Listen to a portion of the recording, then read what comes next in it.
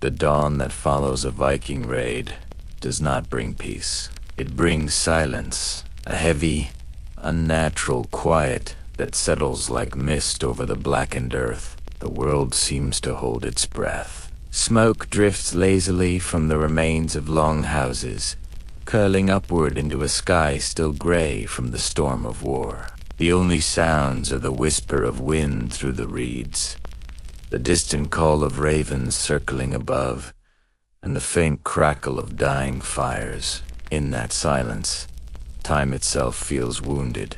The village that once pulsed with laughter, labor, and the songs of mourning has been reduced to a husk, its spirit stripped bare. The sea nearby glimmers softly, indifferent, as if the waves had already forgotten the screams they carried away. The earth bears witness to what happened here. The soil is torn and dark, imprinted with the chaos of the night before. You can trace the story of the battle in the marks left behind. Footprints churned into the mud where warriors clashed, shield fragments half buried in ash and blood pooling in the hollows of the ground. A once living village now lies transformed into a graveyard of memory. For those who survived, the air feels wrong. It is thick, almost tangible, carrying the scent of iron, smoke, and sea salt. The trinity of the Viking raids. It clings to the throat, stings the eyes, and seeps into the soul. Somewhere, a thatched roof gives way with a sigh, collapsing under its own ruin. The sound startles a flock of crows perched on a burned fence. They scatter upward, their black wings slicing through the still air.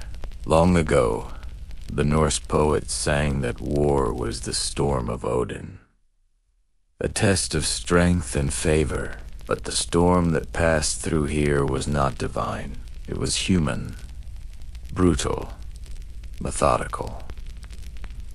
The Vikings who came to this coast were not aimless barbarians as many later tales would claim. They were men of purpose, traders, farmers, explorers, and raiders, all bound by the same unyielding need for survival and glory. In the harsh lands of the north, where winters were long and the soil thin, wealth could not always be grown.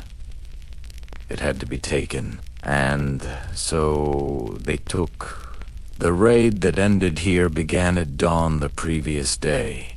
The villagers, unprepared and poorly armed, had only moments to react when the longships appeared on the horizon. Their prows, carved with dragons and serpents, cut through the morning mist like omens. The sight alone would have turned the stomach of any coastal settlement.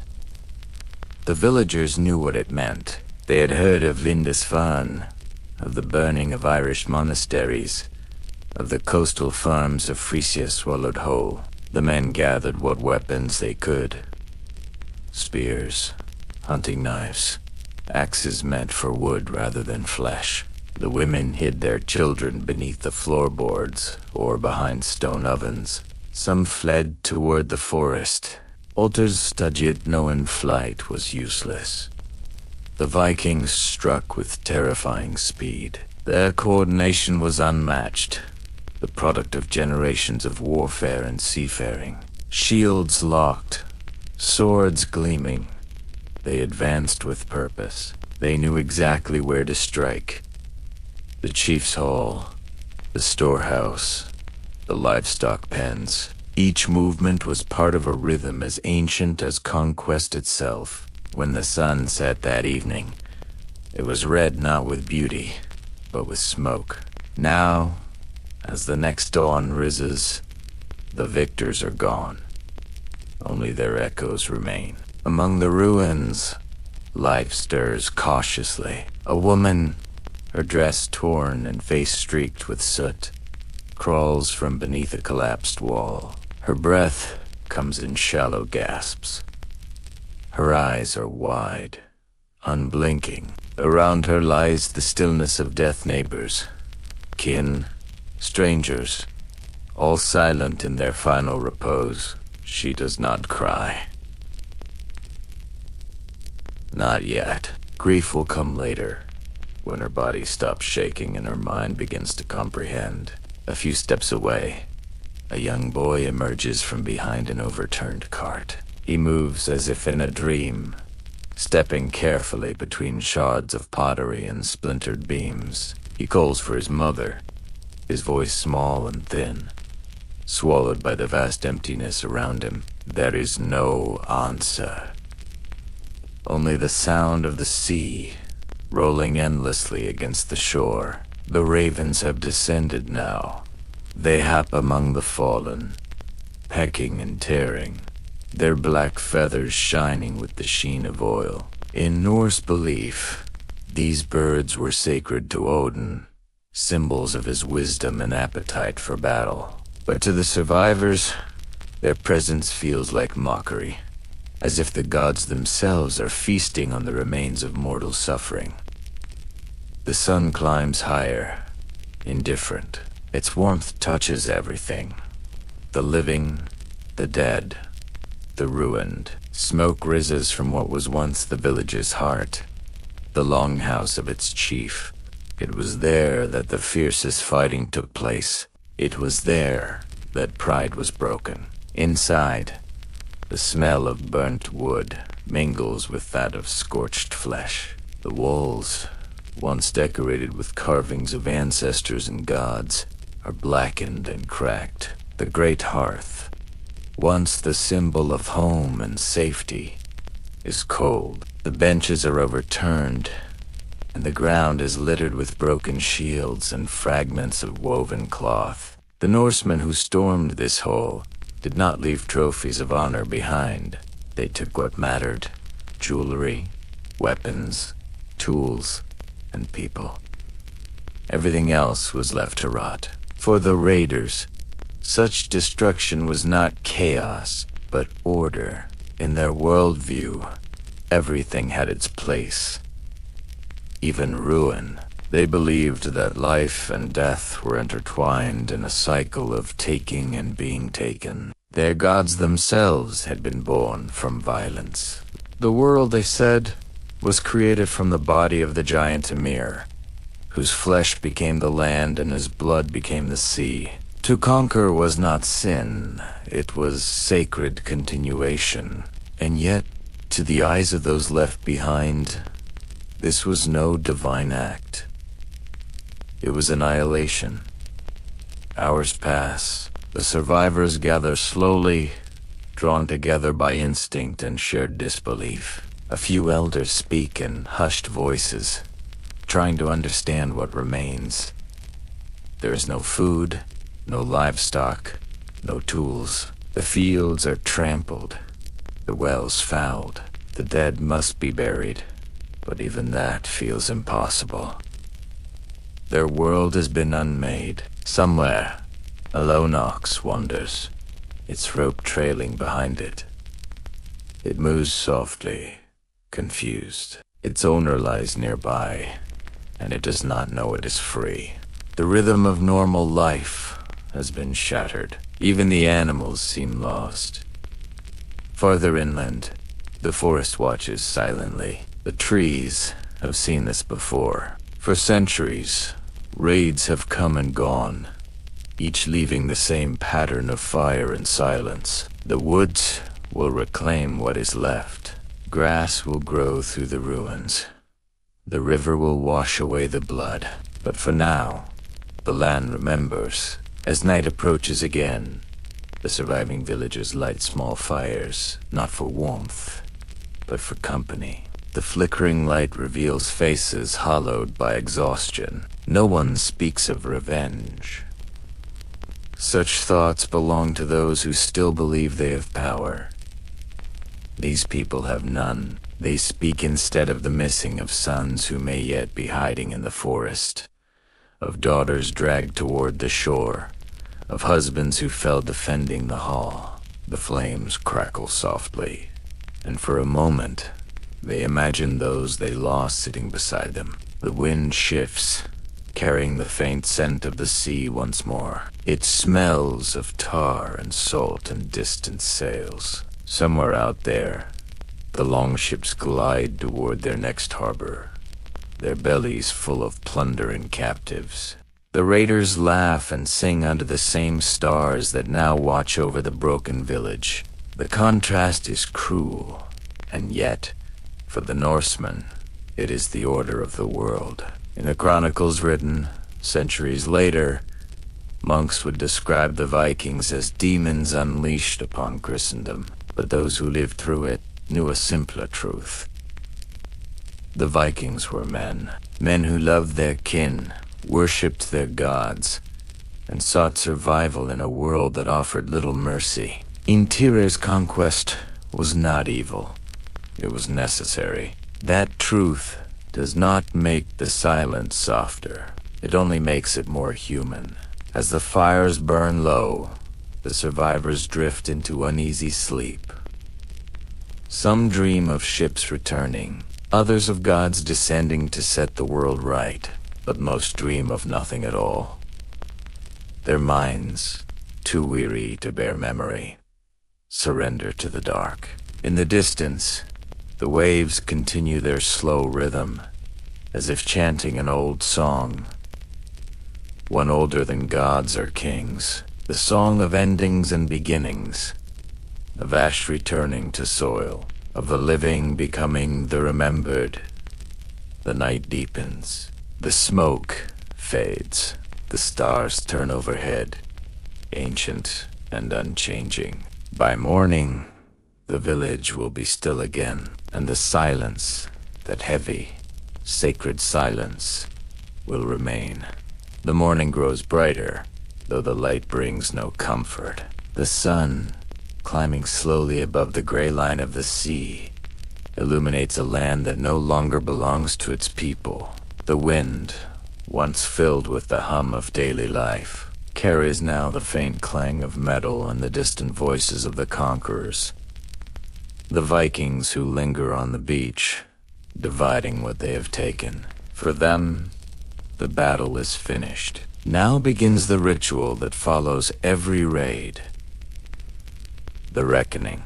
The Vikings were not mindless plunderers, as the frightened chroniclers of Christendom would later write. They were precise, organized, and deeply bound by custom. After each raid, there was a process, the sorting of loot, the counting of the dead, the naming of the living. Their leader, often called a Jarl, oversees the division of spoils. Around him, warriors gather in a circle, the sea breeze snapping their cloaks. They speak in voices that rise and fall like waves. Silver, weapons, tools, livestock, all are measured, shared according to rank and contribution. Those who led the charge take the first shares. The young and the untested receive what remains. But there is another kind of wealth, less gleaming yet equally valuable. The living captives, they stand apart, guarded closely. The women, the children, the old, some stare at the ground, unable to meet the eyes of their captors. Others gaze out, toward the sea, their faces blank, as if already half lost to another world. A few whisper prayers to Christ, to Freya, to anyone who might listen. To the Vikings, these captives are not people. They are thralls, slaves. Their value is measured in strength, youth, and beauty. The taking of slaves was a cornerstone of the Norse economy. It sustained their farms, enriched their markets, and fueled their ambitions. The sagas tell us that in the trading towns of the north, Birka, Hedeby, Kaupang thralls were sold alongside amber and furs.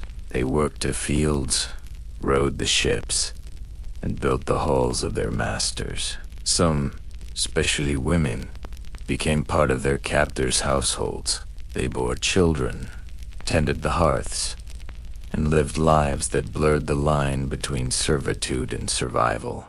Yet here, in the smoking ruins of this coastal village, Those future fates are still being decided. The Vikings move among the captives, appraising them as a merchant inspects wares. They touch a woman's arm, testing for strength. They lift a child's chin to see the face beneath the dirt. One man, broad-shouldered and scarred, lifts a young boy by the hair and studies him. The boy does not cry. Perhaps he has already learned that fear earns nothing here. A few captives resist. A mother clings to her daughter, shouting words the Vikings cannot understand. For a moment, there is a scuffle. A sharp crack of a hand striking flesh. A cry cut short. Then silence again. Resistance rarely lasted long. The raiders' discipline was swift and absolute. Once the counting is done, the captives are divided. The Jarl takes those of highest value, the strong, the skilled, the beautiful. His men receive the rest. The unlucky few are marked for trade, bound for the slave markets of Dublin, the Isles of Orkney, or even the great emporiums of the East. A strange order takes shape amid the chaos. Warriors who only hours ago were killing now speak calmly, even laughing as they compare the worth of their shares. They sharpen blades, patch sails, and boast quietly of their deeds. The storm of war has passed. What remains is the still rhythm of commerce. For the villagers, that transformation is almost more horrifying than the raid itself. Violence is brief. Captivity lasts a lifetime. Among the captives stands an elder woman, her gray hair streaked with ash. She kneels beside the body of a man, her son, perhaps, or her husband, and whispers something in a language softer than the wind. A Viking gestures impatiently for her to rise. When she does not move, he seizes her by the arm. The old woman turns her face toward the sea, as if searching for something beyond it, and finally allows herself to be led away. The act is not cruel in his mind. It is simply part of the order of things. The North was a harsh teacher, and in that world, mercy was a luxury few could afford. The Jarl, tall and calm, watches it all with an expression unreadable. His beard is streaked with salt, his eyes pale as northern ice. He knows this scene by heart. He has seen it many times in Francia, in Ireland, in the lands of the Slavs. To him, it is familiar, almost ritual. He oversees the collection of tribute and captives with the same discipline he might bring to tending his farm in Norway. Later, when he returns home, poets will call him a man of honor, brave and wise. His people will not hear the cries of the captives, only the sound of his name carried on the wind. The Norse belief in fate, word gave them a kind of moral shield. They saw life as a thread woven by the Norns, the three sisters of destiny. To live, to fight, to conquer, to be conquered. All were part of the same tapestry. What happened today was not wickedness, but inevitability. To the Vikings, these captives had simply reached the end of their thread. As the day wears on, the longships are prepared for departure. The hulls, built from oak and bound with iron rivets, creak softly as they rest on the sand. Their sails, dyed red and black, hang heavy in the still air. The prows, carved in shapes of dragons and wolves, gleam with sea, mist, and blood. One by one, the captives are led aboard. They step hesitantly onto the planks, their wrists bound, their feet bare. Some stumble. Others are pushed. The ships fill slowly, their bellies taking on the weight of both silver and souls. On the shore, the few remaining survivors watch from the tree line. They do not dare approach. Among them are the wounded, the hidden, and the too old. They see their loved ones vanish into the distance, figures shrinking against the horizon, and they know the gods are silent. The Vikings push their ships into the surf with practiced ease. Oars dip into the water, catching the rhythm of the tide. A voice calls out a command, and the fleet begins to move. The sails fail. The dragons of the sea glide away, their shadows flickering across the waves. Within moments, the coastline begins to fade. For the captives, this is the moment when reality shatters. The land they knew slips from view. The smoke of their homes becomes a gray blur. The cries of gulls replace the voices of the dead. The world becomes water, endless and cold. The Vikings row in silence, their strokes steady and unbroken. The sea has no memory. It takes without question. The rhythm of oars and waves becomes hypnotic. The sound of inevitability. At the stern, the Jarl sits beneath his carved mast, eyes fixed on the horizon. He does not look at the captives. His thoughts are already in the north, on the fjord where his hull stands waiting. He imagines the feast to come, the skald's song of victory, the laughter of his kin. For him, this is not cruelty, but triumph. He has upheld the duty of his bloodline, brought wealth and slaves home, and proven himself once again in the eyes of his gods. But among the oarsmen, not all are untouched. Some glance briefly at the captives, at the hollow eyes, the trembling hands.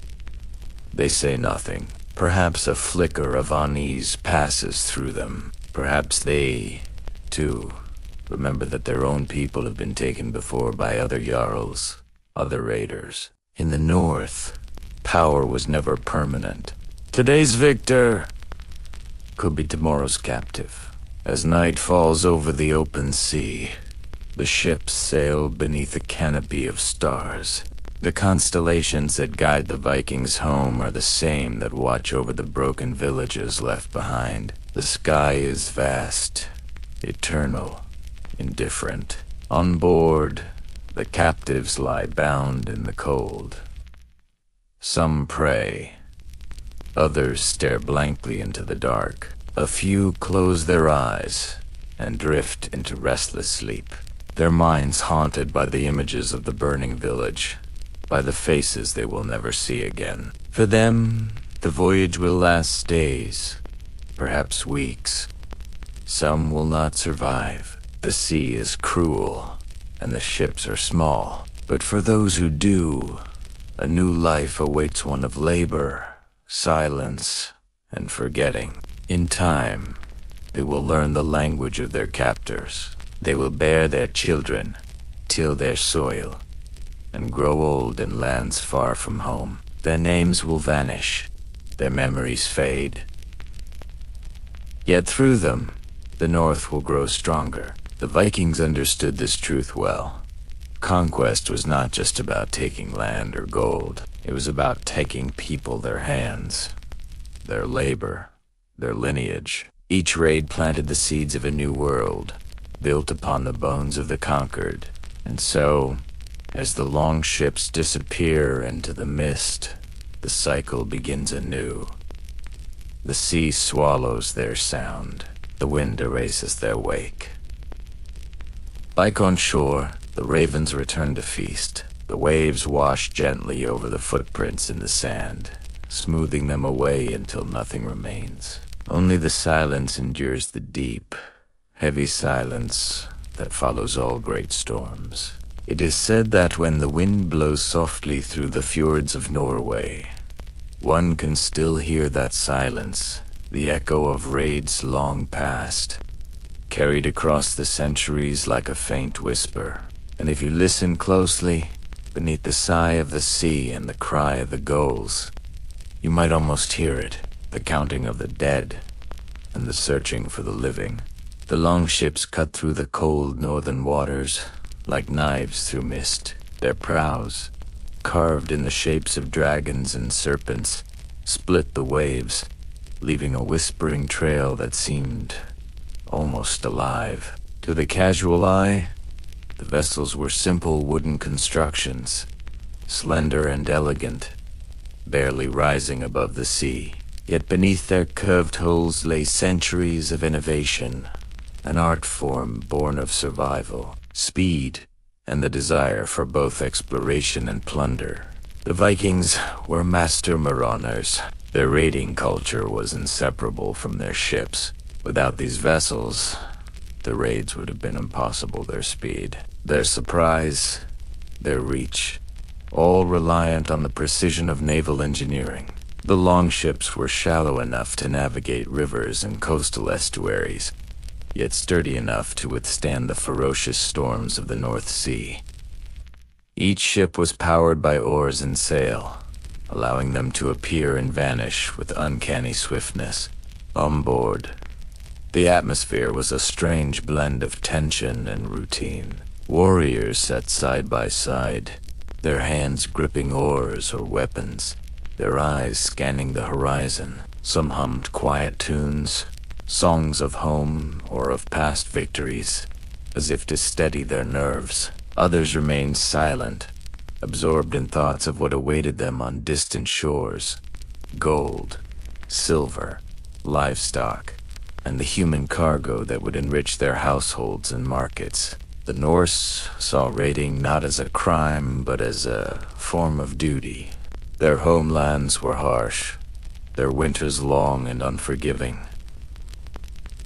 Resources were limited, and ambition demanded action. The sagas described these raids as the acts of men testing their courage, seeking honor, and ensuring the survival of their kin. Yet beneath the poetry lay a cold, calculated strategy, one that dictated not just how to strike, but whom to strike, when, and where. Planning a raid began long before the oars touched the water. Scouts and traders gathered information about coastal settlements, noting which villages were wealthy, which had defenses, and which were isolated enough to be vulnerable. Intelligence was gathered through observation, whispers from merchants, and sometimes through captive informants from previous campaigns. No detail was too small. The placement of watchtowers, the strength of the local militia, the tides and winds, all were accounted for. When the fleet approached its target, the timing was precise. Dawn and dusk were favored, the times when the fog was thickest and visibility low. The first longship would slip silently into the bay, a shadow against the gray water, followed by its companions in staggered formation. The goal was chaos, confusion, and the appearance of overwhelming force, even if only a fraction of their numbers were immediately visible. Once the shore was reached, the raiding party would disembark swiftly, shields locked and weapons ready. They moved in disciplined lines. The attack was designed to terrorize, not merely to fight. Fire, smoke, and noise were tools as effective as axes and spears. Houses were set ablaze, livestock driven off, and valuables seized before the inhabitants could mount organized resistance. In these moments, strategy and terror were inseparable. The goal was not just victory, but domination. Captives were gathered with deliberate care. Women and children were rounded up, their movements controlled and observed. These were not collateral damages, but assets, a form of currency in a world where human labor was essential. Strong men might be killed, escaped, or recruited as thralls if they were young and fit. Women and children were almost always kept alive, to be sold, traded, or absorbed into new households. The process of capturing was methodical. Each person was evaluated: age, strength, skill, and status. A noble woman from a chieftainess family might fetch a higher price at a distant market than a farmeress daughter, but every life taken had value. The captives were bound, sometimes with rope, sometimes with chains, and herded toward the longships. Along the way, the raiders maintained discipline with a mix of threat and ceremony.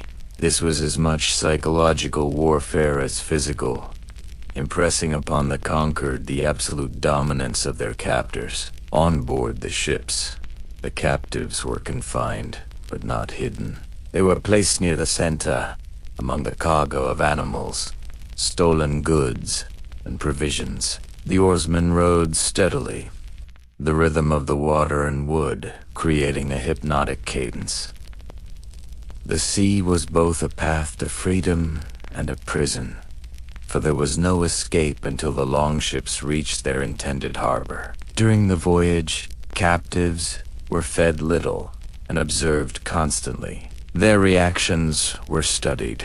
Those who resisted were disciplined, often harshly, to maintain control over the group. The leaders of these expeditions were chosen carefully. A Ral or captain had to balance courage, cunning, and ruthlessness. Their reputation depended not only on victory but on efficiency, on bringing back as much profit as possible with as few losses as possible.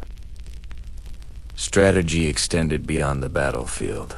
It included navigation, provisioning, and even diplomacy. Alliances with local rulers, knowledge of trade routes, and awareness of political rivalries could all determine whether a raid succeeded or failed. Trade and raiding were two sides of the same coin in Viking society. Items taken by force were often integrated into the larger economy. Silver melted into ink. Tools and ornaments sold or repurposed. Livestock redistributed or slaughtered for meat. The captives themselves could become part of households, working the land, serving families, or even becoming concubines. The Norse viewed this as both practical and natural, a reflection of the harsh realities of life and the cycle of survival. Even the ships themselves were designed for adaptability. Their flat bottoms allowed them to land directly on beaches and riverbanks, enabling raids deep into the interior. Their sails could be furled or unfurled depending on wind conditions, while the oars provided precise control in tight or shallow waters. This combination of speed, stealth, and flexibility made Viking longships unparalleled instruments of war and trade. At night, the raiders often anchored offshore.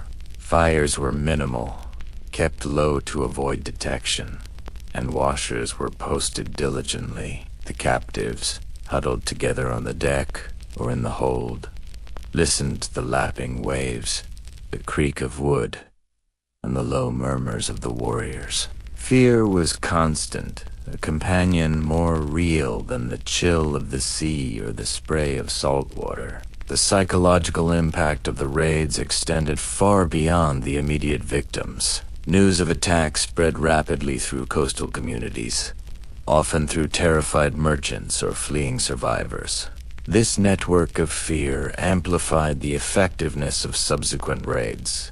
A single attack could ripple across regions, weakening morale, reducing resistance, and increasing the yield of future expeditions. Through all of this, the Vikings maintained a sense of identity and purpose. Their religion, their laws, and their sagas all reinforced the legitimacy of raiding. Conquest was not merely tolerated, it was celebrated.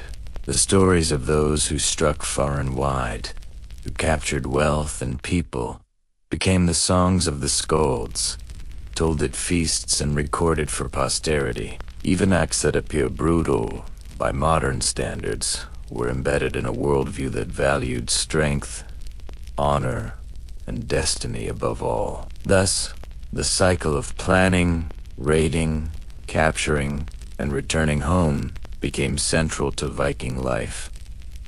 It was both a means of survival and a path to glory. Every raid required precision, courage, and unwavering adherence to strategy. Every voyage carried risk, reward, and the inescapable weight of human cost. And as the longships disappeared over the horizon, leaving smoke, ruin, and silence behind,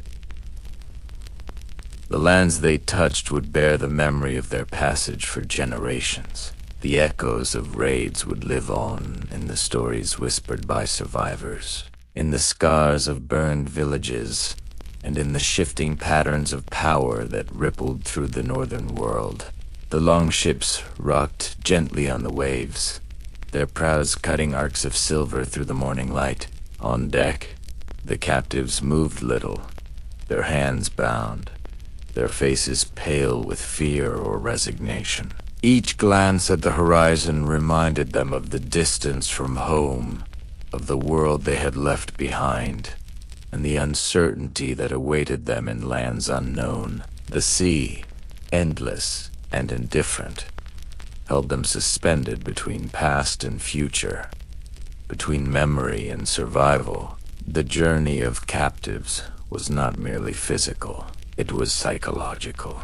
Every sound, the slap of oars, the cry of gulls, the creak of timber,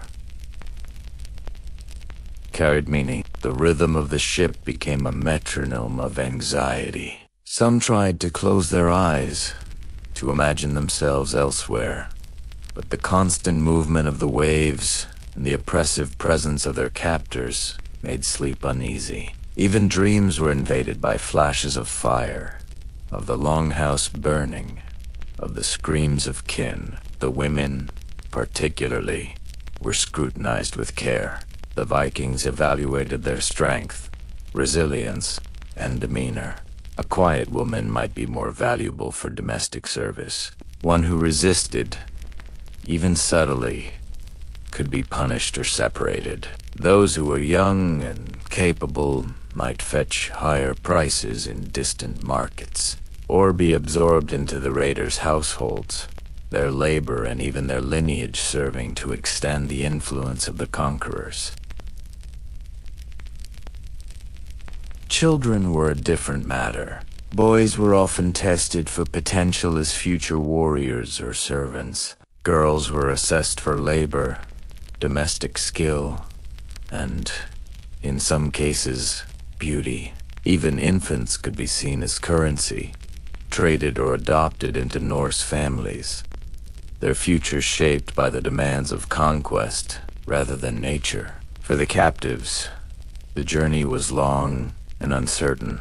Days stretched into nights, the sun rising and setting over waters that seemed unending. Provisions were rationed carefully. The Vikings were disciplined and frugal, calculating each morsel of food to maintain strength for the crew and to preserve the captives as living assets.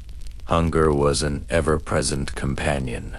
Thirst was measured, and exposure to the elements, cold winds, salt spray, and the occasional storm tested endurance. At night, when the fleet anchored offshore, the captives were confined. They huddled together, the ropes cutting into wrists and ankles, bodies pressed against the rough planks of the ship.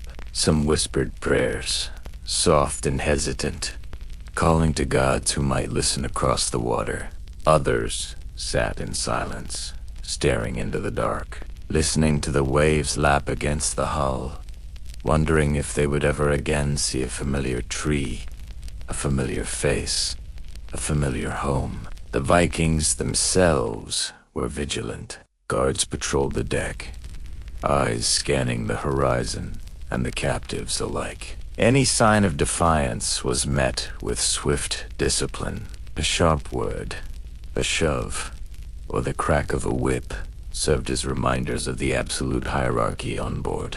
In these moments, the captives learned the full extent of the power imbalance the realization that survival depended entirely on compliance and endurance. Yet within this controlled brutality, there were moments of quiet observation. Some captives studied their captors, learning language, gestures, and habits. The mind, even in captivity, sought patterns. Those who could read these patterns gained a small measure of safety, an understanding of when to move, when to remain still.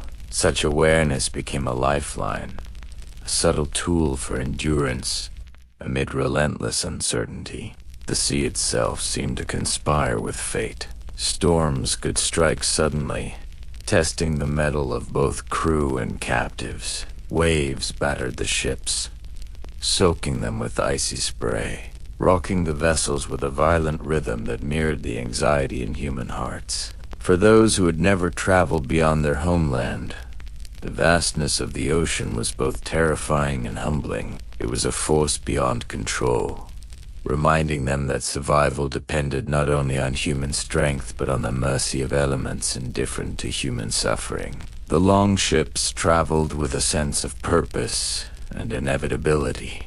Each journey was meticulously planned, with stops at friendly or conquered settlements along the way. These stops allowed the Vikings to resupply, to repair, and to trade. Captives might be exchanged, sold, or kept for labor, depending on the demands of the voyage and the markets awaiting them. The movement of human lives across waters was a form of economic precision, blending strategy, brutality, and necessity into a rhythm as predictable as the tides.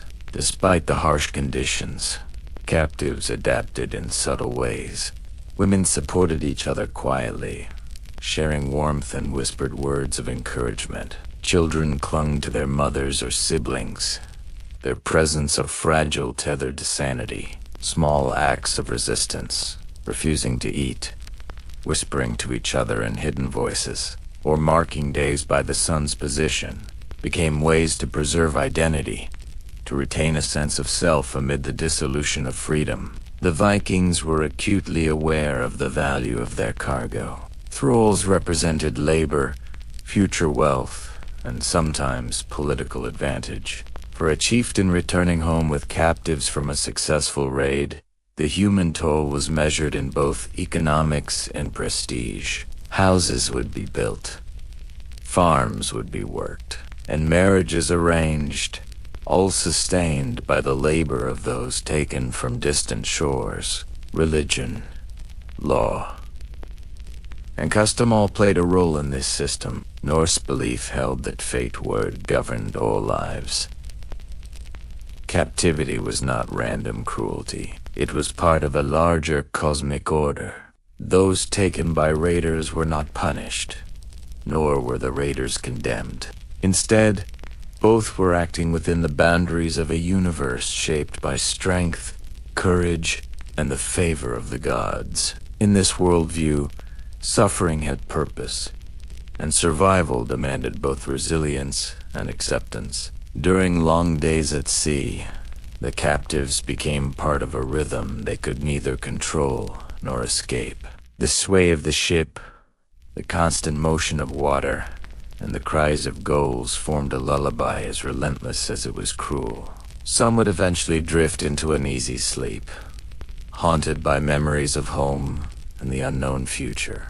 The Norse believed the sea itself carried fate, and indeed it carried them through storms, through calm waters, toward lands they had never imagined, toward lives they had not chosen. The journey was also a journey of observation. Captives learned of the Vikings' culture, their hierarchy, and their beliefs. They saw rituals, heard songs, and witnessed practices that were both alien and fascinating. Even as prisoners, their minds cataloged details, how weapons were sharpened, how oars were handled, how leaders commanded obedience. This knowledge, later, would shape their survival strategies and, for some, their adaptation to a new life in foreign lands. As the fleet approached the coastlines of distant lands, the horizon offered both hope and terror. The captives knew that disembarkation would mark the next phase of their lives, a transition from temporary confinement at sea to the permanent reality of servitude or assimilation into Norse households. For women, this often meant domestic labor, managing fires and food, or serving as concubines. For children, it meant training and adaptation. Even the strongest and most resourceful would face the challenge of survival under new masters. Night fell again over the water. The longships creaked and groaned. The oarsmen silent save for the occasional whispered command. Captives huddled together, wrapped in scraps of cloth or themselves, listening to the wind and waves. Sleep came sporadically, if at all, and dreams were fragmented, full of fire, screams, and distant voices. Yet in this darkness, a strange clarity sometimes emerged, the understanding that life, however altered, continued, and that endurance might become a form of resistance in itself. By the time land was sighted, the captives had crossed seas, rivers, and tides, carrying with them memories of home, loss, and the unyielding presence of their captors. They had survived the voyage, but survival did not guarantee freedom. Their fates, intertwined with the ambitions and strategies of the Vikings, would continue to unfold in ways both visible and invisible, shaping not just their lives, but the landscape of the Norse world itself. And so, the journey of captives became a story within the greater saga of Viking raiding, a story of fear, endurance, observation, and adaptation. It was a story not sung by scolds, nor carved in stone, but lived quietly in the hearts and minds of those who survived. As the ships approached the shore, the rhythm of oars slowed. The longships would soon be beached, the captives disembarked, and a new chapter of lives begun. Lives defined by labor, obedience, and the enduring imprint of conquest. Yet even in this quiet, a subtle tension remained. The memory of home, the instinct to survive, and the silent hope that some fragment of identity could endure, even in captivity. The longships rested at last upon the shores of distant fjords. The rhythmic motion of the sea gave way to the uneven sway of sandy beaches and rocky inlets. The captives, still bound and pale from days at sea, were guided down the gangplanks. The shore smelled of salt, wood, and peat smoke, a new landscape that would become their world. For many, it was a world alien and unforgiving, yet governed by order and expectation as precise as the oars that had carried them across the waves. The Vikings did not take captives only to remove them from their homes. They took them to utilize them, to integrate them into the fabric of their society. Women, particularly, had defined roles within Norse households, and their labor was both practical and symbolic. To the chieftain, the arrival of women from distant lands was a reinforcement of status, a tangible sign of conquest and influence.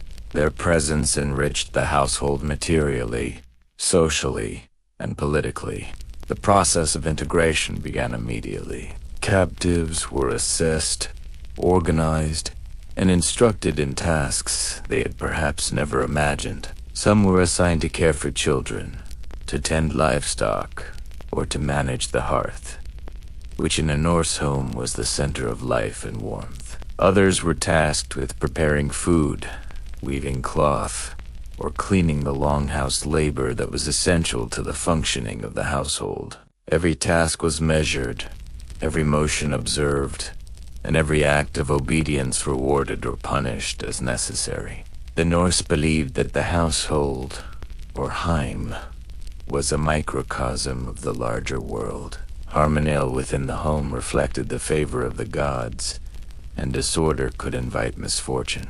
A new arrival, especially a captive, represented both opportunity and risk. The women were expected to adapt quickly, to learn the language, customs, and rhythms of their captors, and to accept the hierarchy in which they were placed.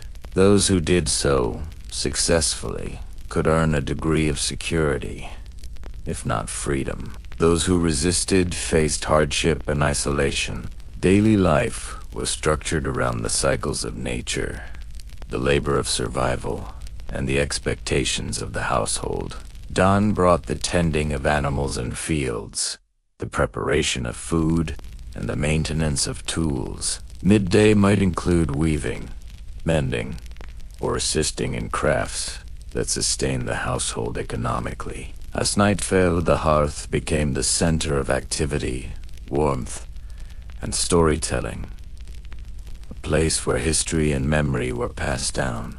Within this rhythm, captives learned to navigate a new identity, balancing submission with resilience. Women often held a particular kind of power within the household.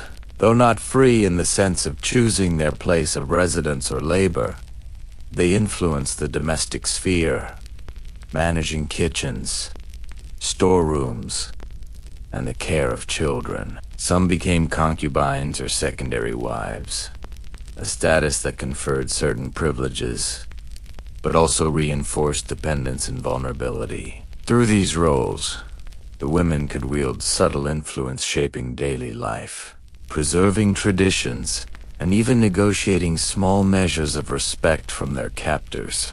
Marriage and concubinage among captives were not merely personal arrangements but strategic tools. Chieftains might select women based on perceived nobility, skill, or beauty, integrating them into the household in ways that reinforced social standing. Children born from such unions were legitimate heirs within the domestic economy, blending the lines of conquest and continuity. In this way, the Norse expanded both their labor force and their social influence, using the captives to strengthen the household and the broader kin network. Yet life was not solely about labor and hierarchy. Religion and ritual shaped daily existence, and captives were often drawn into these practices. They might witness sacrifices, offerings, or festivals dedicated to gods such as Freya, Thor, and Odin. Participation could be voluntary or coerced, but in every case, it reinforced the worldview of their captors, a society in which survival, prosperity, and honor were intertwined with devotion to divine forces. The rituals also served a psychological purpose, normalizing the presence of the new arrivals and embedding them within the cultural framework of the household. Education was another tool of integration. Women learned practical skills necessary for daily life: cooking, spinning, weaving, tending animals, and maintaining the longhouse. They learned to navigate the social hierarchy, understanding which tasks required deference, which could be negotiated, and which demanded obedience without question. Language acquisition was crucial. Those who mastered the Norse tongue gained a voice, a way to communicate needs, and a subtle measure of protection against mistreatment. Literacy was rare, but knowledge of customs, ritual, and social etiquette became a form of education passed orally from captors to captives. The psychological landscape was complex. Captives often carried the trauma of loss, displacement, and fear. Memory of burning homes, fallen kin, and the long, perilous journey at sea lingered. Yet adaptation required compartmentalization, learning to survive while holding the past at bay. Some found solace in routine, in the rhythm of labor, and in the moments of quiet observation that allowed them to predict moods, behaviors, and expectations. Others turned inward, preserving identity through prayer, song, and the silent recounting of names and faces from their former lives. Captives also witnessed the Norse approach to justice and governance firsthand. Disputes within the household, conflicts over tasks, or breaches of protocol were handled swiftly. Punishments were pragmatic and public, serving as both deterrent and lesson. Observing these mechanisms allowed captives to anticipate consequences, negotiate subtly for survival, and, in some cases, find openings to exercise minor autonomy within rigid structures. The mastery of such observation became a survival skill as vital as physical strength or endurance. Over time, some captives were able to carve out niches of relative stability. A woman with skills in weaving or midwifery could gain respect, security, and slightly better conditions. Those who bore children for the household might achieve recognition as secondary wives, receiving privileges in exchange for loyalty. Yet even these advancements were contingent on continued compliance and the approval of the household head. Freedom, in the sense of choosing one's path entirely, remained rare. The lives of captives were defined by the intersection of labor, adaptation, and survival, shaped by the imperatives of the Norse economy and society. The integration of captives also had broader social and cultural consequences. By absorbing individuals from conquered territories, Norse society diversified its population, skill sets, and knowledge base. Captives brought knowledge of farming practices, crafting techniques, languages, and customs that enriched their new households. Over generations, these contributions became indistinguishable from native practices, a subtle yet powerful influence that shaped the evolution of communities across Scandinavia, the British Isles, and beyond. Through all these processes, the captives' humanity persisted, though often hidden beneath the demands of survival. They told stories in whispers, preserved songs, and nurtured memories of their origins. They taught these to their children, passing on fragments of a world that had been violently severed from them. In doing so, they resisted erasure, asserting a presence that was invisible to the casual observer, but enduring in the private and domestic realms of life under Norse rule. As the seasons turned, captives who survived the initial shock of displacement settled into patterns dictated by necessity and adaptation. They learned when to speak, when to remain silent, and how to use the subtleties of gesture, tone, and routine to protect themselves. Even small acts of agency, arranging tasks efficiently, caring for livestock skillfully, or quietly guiding children, became ways to assert control in a life otherwise dominated by external forces. Survival was both physical and psychological, requiring constant awareness and adaptation. By the hearth at night, the household came alive with ritual, labor, and storytelling. Captives, now part of this rhythm, listened, learned, and participated. They observed feasts and ceremonies, the passage of seasons, and the structure of the Norse calendar. In these moments, they became threads woven into the broader tapestry of Norse life, even as the memory of their own origins lingered as a quiet undercurrent beneath daily tasks. Thus, the integration of captives into Norse society was a complex process, part labor, part adaptation, part subtle negotiation, and part cultural absorption. For women, the hearth became both prison and center of influence. Their labor sustained households, their children extended lineages, and their skills preserved fragments of their own histories even as they contributed to the worlds of their captors. In the quiet of night, as the fires crackled and the longships rested in distant harbors, the echoes of their journeys lingered, reminders of resilience and the silent shaping of a society built on conquest and integration. The longhouse was alive with motion, yet its rhythms were carefully structured, a blend of necessity and tradition. Its walls, built of timber and stone, radiated warmth from the central hearth. Here, fire was not just for cooking, but for life itself, a magnet around which all activity revolved. Women and children, whether born into the household or carried from distant shores as captives, understood instinctively that the hearth was both sanctuary and stage. It defined their daily lives, their labor, and their place in a society built on hierarchy, strength, and survival. The day began with the first light spilling through the narrow windows. Women rose quietly, their bodies accustomed to the movements that ensured survival. The captives learned quickly.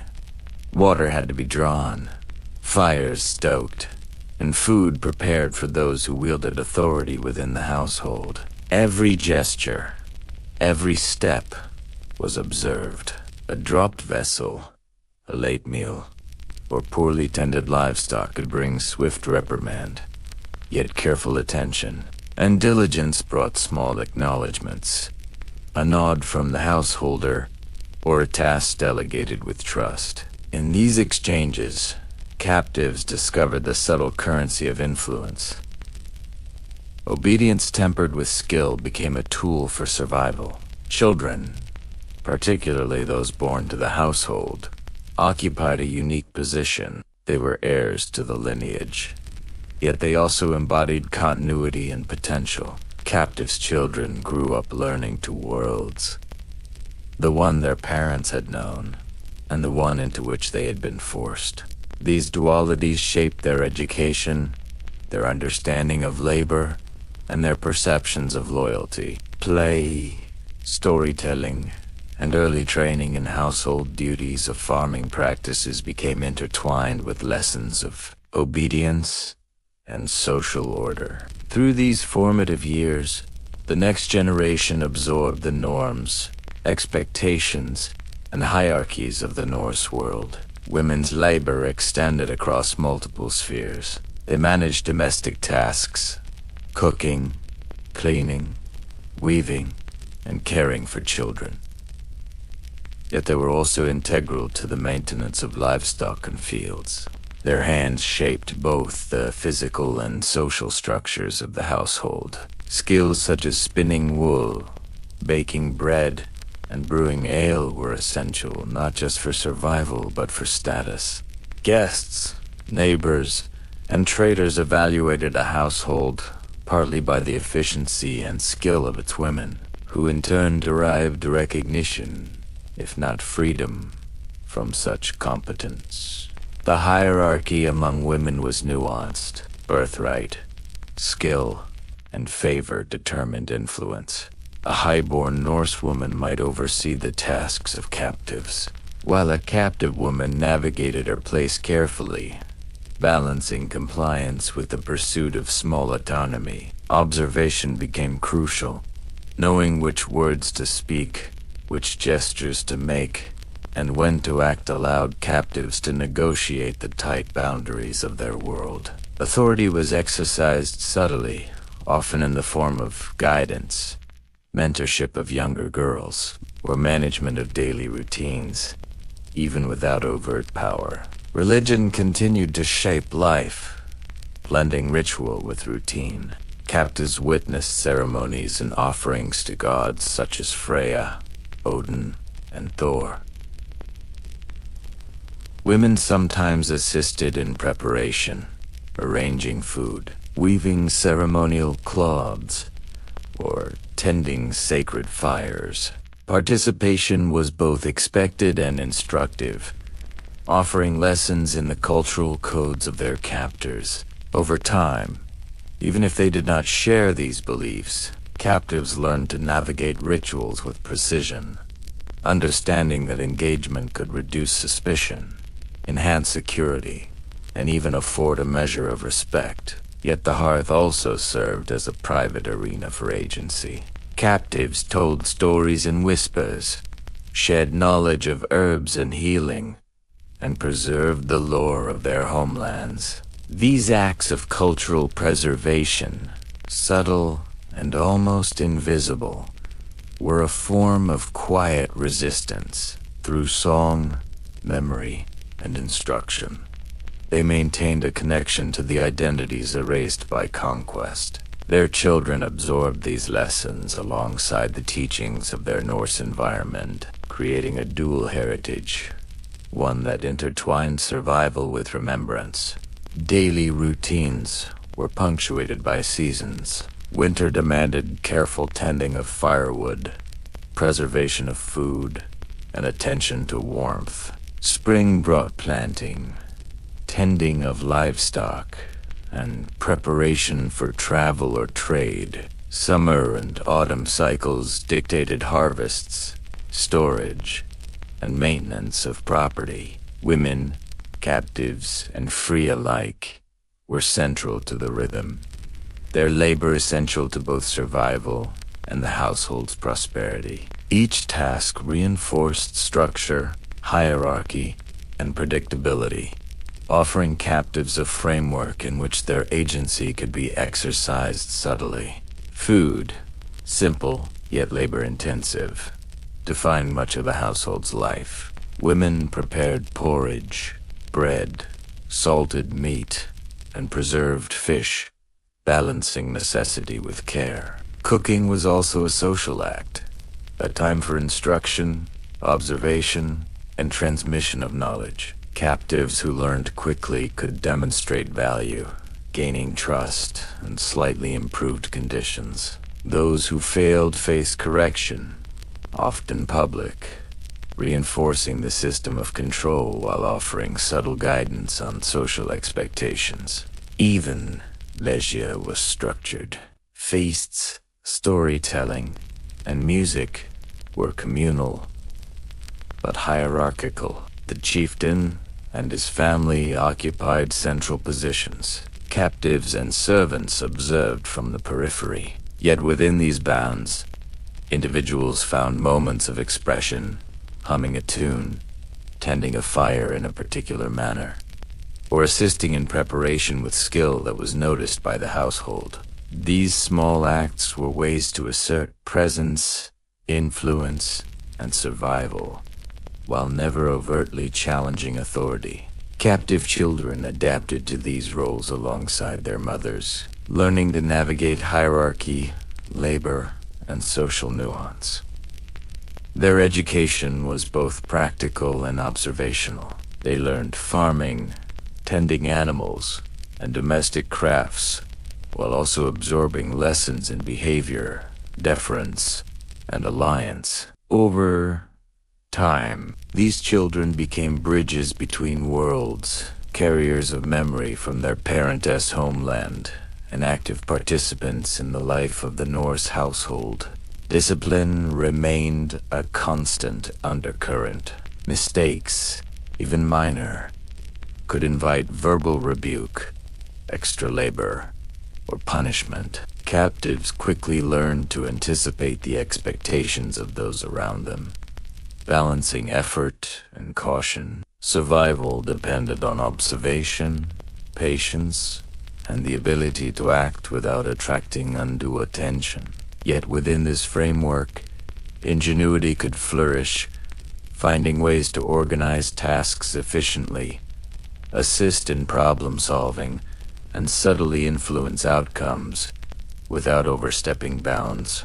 The domestic sphere also served as a microcosm of wider Norse society. Captives witnessed power structures, alliances, and disputes. Observing these dynamics offered insights into negotiation, influence, and survival strategies. Women who mastered these lessons gained subtle authority, not formal, but impactful. They guided children, organized labor, and mediated disputes in ways that strengthened their position within the household. As the years passed, captives and their children became integral to the social fabric of Norse's life. Their labor, knowledge, and cultural practices enriched households, even as their original identities were transformed by adaptation and necessity. Through endurance, observation, and quiet assertion of agency, captives carved a space for themselves in a world structured by conquest, hierarchy, and survival. By nightfall, the longhouse settled into a rhythm of firelight, shadows, and the gentle hum of domestic activity. The hearth glowed warmly, a constant presence that anchored life. Women moved quietly, tending children, preparing meals, and maintaining the order that preserved both household function and personal safety. Children, awake or asleep, absorbed lessons silently, learning both skill and strategy. Their formative years shaped by the demands of labor and the subtle guidance of captives who had survived much to teach them. And in this quiet, even amid servitude, life persisted. Captives found small victories, a well-tended hearth, a successful harvest, a child who thrived under their instruction. These moments of accomplishment, though invisible to the casual observer, became markers of resilience, endurance, and subtle resistance. In the rhythm of the Norse household, amidst labor and hierarchy, the echoes of home and identity persisted quietly, shaping both survival and legacy. The villages stretched across the fjords and valleys, like veins of life running through the rugged landscape. The hum of activity was constant, the clatter of tools, the low murmur of conversation, the laughter of children, and the occasional bark of livestock blending with the wind that carried the scent of salt, smoke, and earth. In this environment, captives and thralls moved through a complex web of social interactions, their presence shaping and being shaped by the households, neighbors, and wider community. Though bound by servitude, captives were not isolated from social dynamics. Every village had a structure, a rhythm, and an order that defined relationships. The free Norse population, including chieftains, warriors, and craftsmen, held authority. But this authority was exercised in coordination with labor and resource management. Thralls performed essential work that ensured the community's survival, from maintaining fields and buildings to assisting in communal tasks during seasonal festivals or cooperative ventures. Their labor intertwined with the community's economy, making them indispensable, even as their legal and social status remained subordinate. Observing the community became a key survival strategy for captives. They learned who held influence, who could mediate disputes, and how wealth and resources were distributed. In so many cases, captives with particular skills or knowledge became informal advisors or valued assistants, their expertise recognized and utilized by free members of the community. A blacksmith, a skilled weaver, or an experienced farmer could earn a degree of respect, subtly influencing decisions while still operating under strict limitations. Legal frameworks were equally significant. Viking law, codified in local assemblies called things, dictated the rights, obligations, and punishments for both free individuals and thralls. Captives had limited legal standing, but they were not entirely without protection. Certain offenses against thralls, especially those that disrupted productivity or household stability, were regulated. A wise captive, aware of these legal nuances, could navigate disputes carefully, avoiding the harshest penalties while asserting small measures of agency. Understanding these boundaries was crucial. It allowed captives to survive within a system designed to control, but not wholly erase, human value. Economic interactions extended beyond the household. Markets and trade centers offered venues where labor, goods, and sometimes human lives were exchanged. Captives' work contributed to the wealth of the household, which in turn enabled trade and social influence. Their presence amplified the productive capacity of the community, allowing free Norsemen to engage in ventures that strengthened political alliances, expanded territories, and ensured access to resources. In this way, captives were both the foundation of local economies and the silent architects of broader societal cohesion. Socialization among captives themselves was a delicate, vital practice. They formed networks, shared knowledge, and transmitted skills and survival strategies. These networks allowed them to support one another emotionally and practically, from dividing labor efficiently to teaching younger children necessary skills. Even in servitude, captives maintained connections to cultural memory, using shared language, rituals, and stories as a form of cohesion and resistance. These bonds, though subtle, created a community within the household, a microcosm of resilience that persisted even under strict control.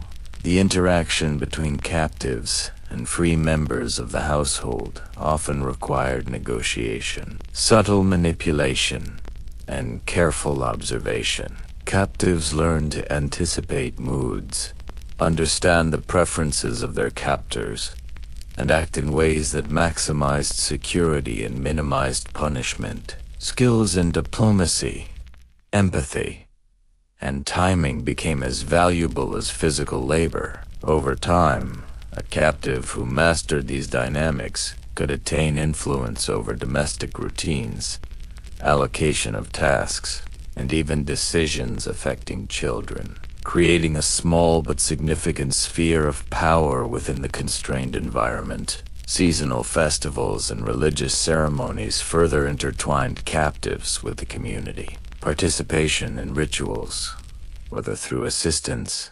observation, or limited engagement, reinforced societal norms. Captives learned the rhythms of life, the importance of feasting, and the hierarchy of seating, speaking, and service. These experiences also offered opportunities to gain favor, build trust, and subtly shape perceptions. A well-placed gesture during a ritual could earn recognition or reduce suspicion, allowing captives to navigate social structures with intelligence and patience. Children of captives occupied a particularly complex position, born into households where identity, labor, and allegiance intersected. They learned dual lessons: the obligations of their environment and the heritage of their parents' origin. Education was primarily practical, but lessons in observation, strategy, and social navigation were equally crucial. These children became cultural bridges, carrying knowledge from their parents, while absorbing the customs, language, and hierarchy of the Norse community. Over time, they could mediate between households, influence peers, and transmit both inherited memory and learned skill. Marriage, alliances, and the bearing of children further embedded captives into the social fabric. Women, particularly those who bore children, could attain semi-permanent positions of influence within the household. These roles were strategic, reinforcing the power and prestige of the free household, while offering a measure of stability and recognition to the captives. Children born into such unions were integrated into the lineage, their status shaped by a blend of parental history and the household's hierarchy. This interplay of lineage, labor, and status created a dynamic system in which survival, adaptation, and influence coexisted. Even beyond the household, captives influenced community norms subtly. Their knowledge of foreign lands, agricultural practices, crafts, and trade introduced innovation into local practices. Over generations, these contributions reshaped the economic and cultural landscape, from improved farming techniques to new weaving patterns. The influence of captives extended far beyond individual households, embedding itself in the structure of Norse society. At the same time, punishment and control remained constant realities. Thralls could not openly challenge authority, and missteps could provoke severe consequences. Yet those who mastered observation, negotiation, and subtle compliance often navigated these dangers successfully. In this balance of obedience and agency, captives carved out space to preserve identity, teach children, and influence outcomes quietly. Survival became a sophisticated art, blending strategy, patience, and adaptation. The daily life of captives within the community, though constrained, was far from static. Work, observation, participation in ritual, and the raising of children created an intricate rhythm that defined existence. Captives became essential to social cohesion, enabling households and communities to flourish while quietly shaping the practices, knowledge, and culture of the Norse world. Their labor was the backbone of prosperity, their knowledge a source of innovation, and their resilience an enduring testament to human adaptability. As night fell over villages, fires flickered in longhouses and workshops, shadows stretched across walls, and the hum of domestic life settled into quiet reflection. Captives gathered near hearths, tended children, mended clothing, or simply sat in the soft glow, observing, remembering, and preparing for the next day. Their influence, subtle yet pervasive, threaded through households and villages alike. Even in the absence of formal power, their presence shaped labor, social dynamics, and cultural memory, leaving a lasting imprint on the fabric of Norse society. Thus, the community of the Norse was not solely sustained by warriors, chieftains, or free farmers. It rested equally on the labor, endurance, and subtle influence of captives and thralls. Through work, observation, and adaptation, they became indispensable participants in social, economic, and cultural life. Their contributions, often invisible in the chronicles of kings and skalds, were foundational to the survival, prosperity, and evolution of Viking society. And in the quiet rhythm of daily life, their presence endured a testament to resilience, ingenuity, and the silent power of those who lived in the margins, yet shaped the world around them. The Norse world was a tapestry woven from the threads of conquest, labor, and kinship.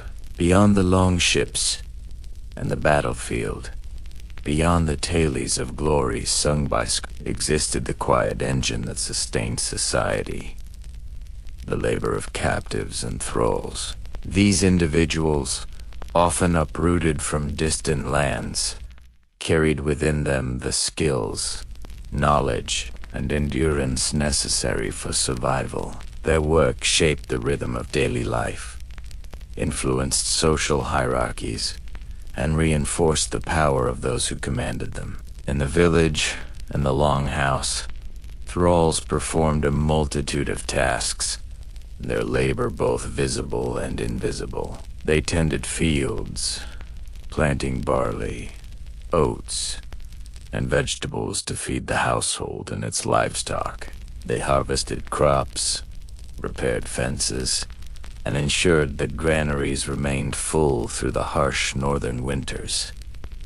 Each task was critical. Failure could mean famine, loss of a status, or even death. In this way, The captive's work was not merely servitude, but a foundational element of survival and prosperity. Women captives were central to the domestic economy. They prepared meals, spun wool into cloth, wove garments, and cared for children.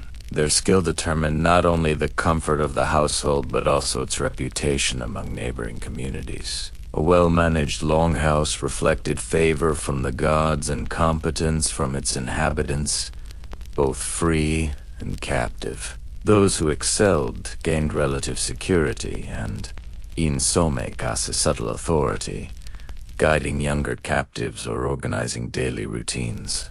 Men captives and thralls undertook labor that was physically demanding and essential to the household's sustenance. They chopped wood, repaired buildings, tended animals, and occasionally participated in defensive tasks when raids threatened the community.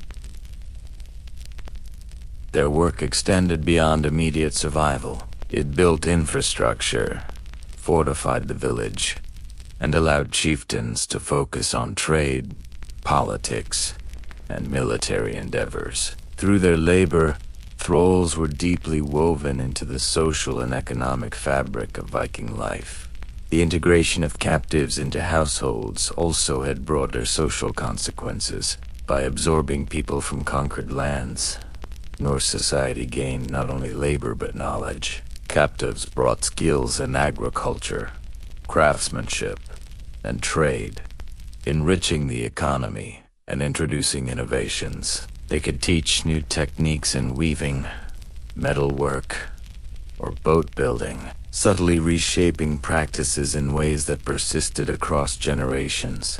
This integration blurred the line between conqueror and conquered, creating a dynamic interplay of cultural exchange within the strictures of hierarchy and control. Yet, life as a captive was not merely defined by labor. Socialization, hierarchy, and obedience shaped every interaction. Thralls learned the rhythms of the household, the preferences of their masters, and the unspoken rules of conduct.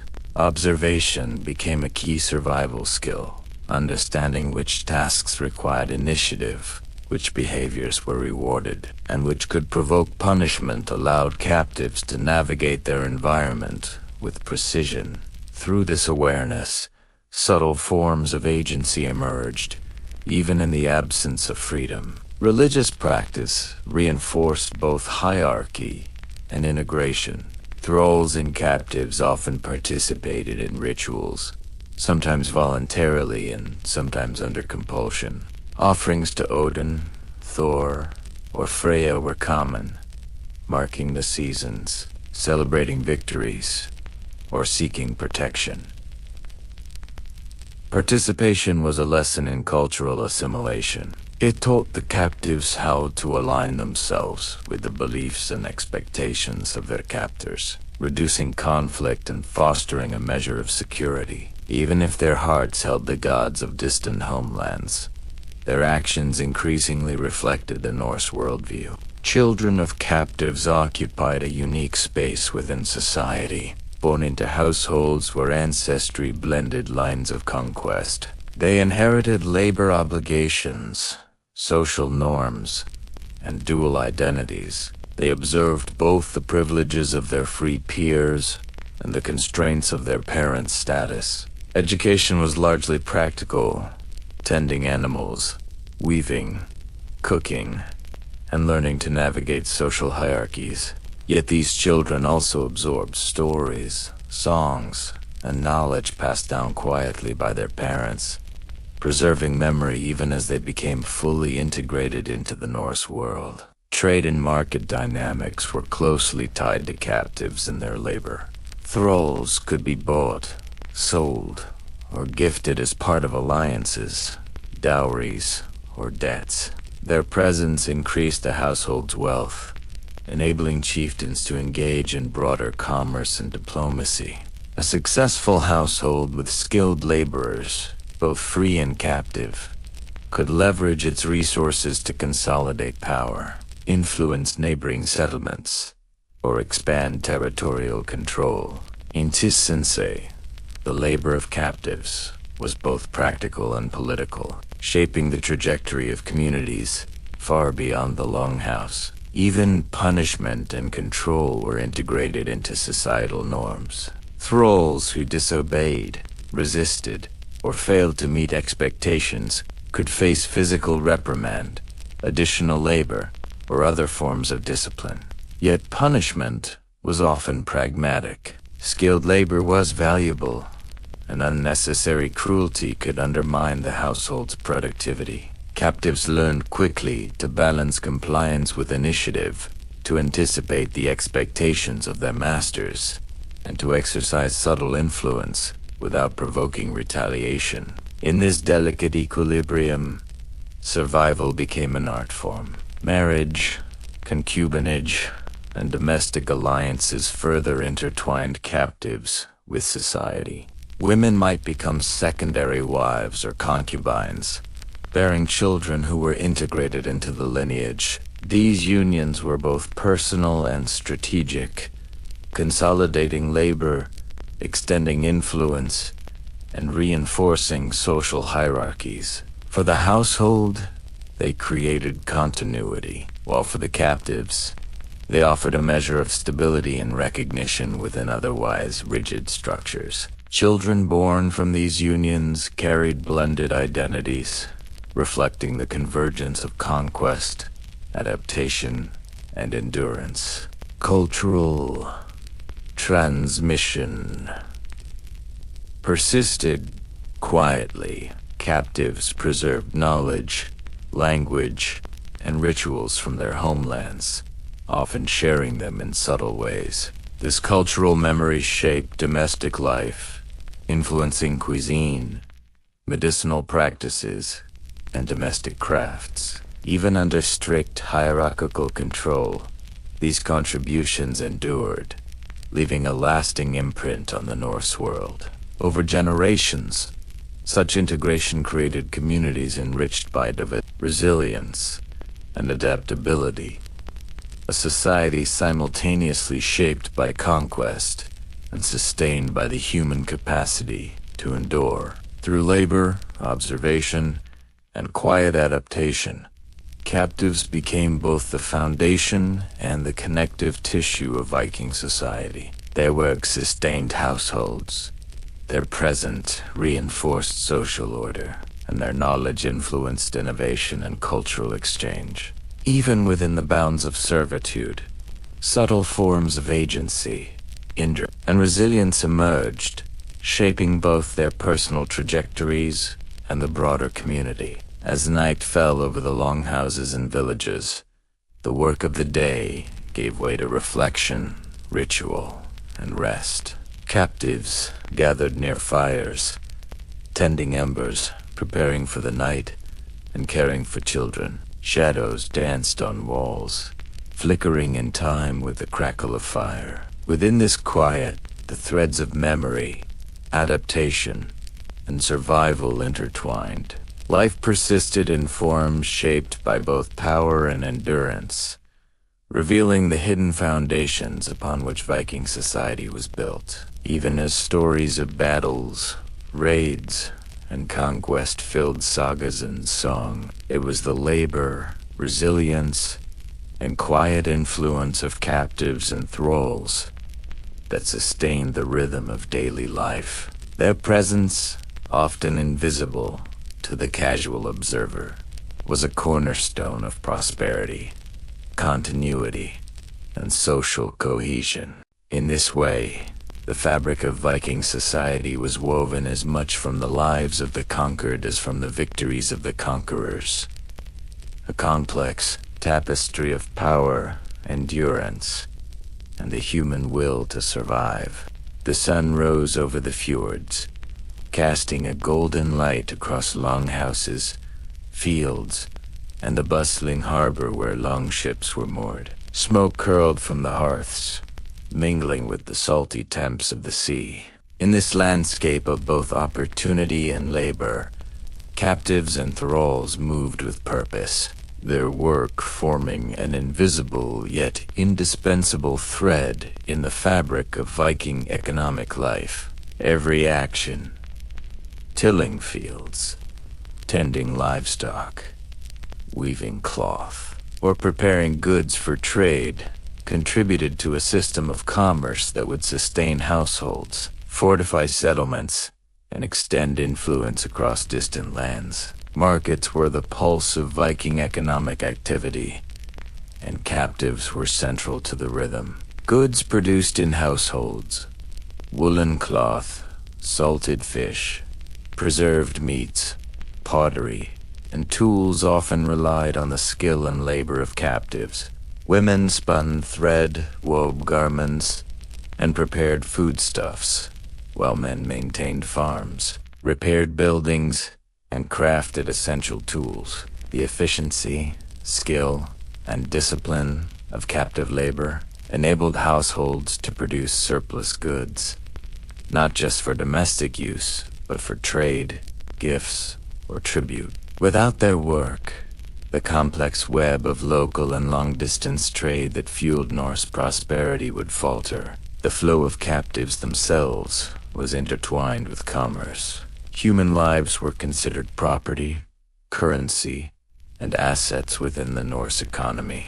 Captives could be exchanged, sold, or gifted, often forming part of strategic alliances between chiefs. A household with skilled captives could leverage their labor and knowledge to produce greater wealth, gaining advantage in trade negotiations, territorial disputes, or social influence. Thralls, though bound and subordinated, became key instruments in a system that blended productivity, strategy, and survival. The marketplaces, often held near harbors or crossroads, were vibrant with activity. Traders arrived with goods from across the North Sea, the Baltic, and beyond.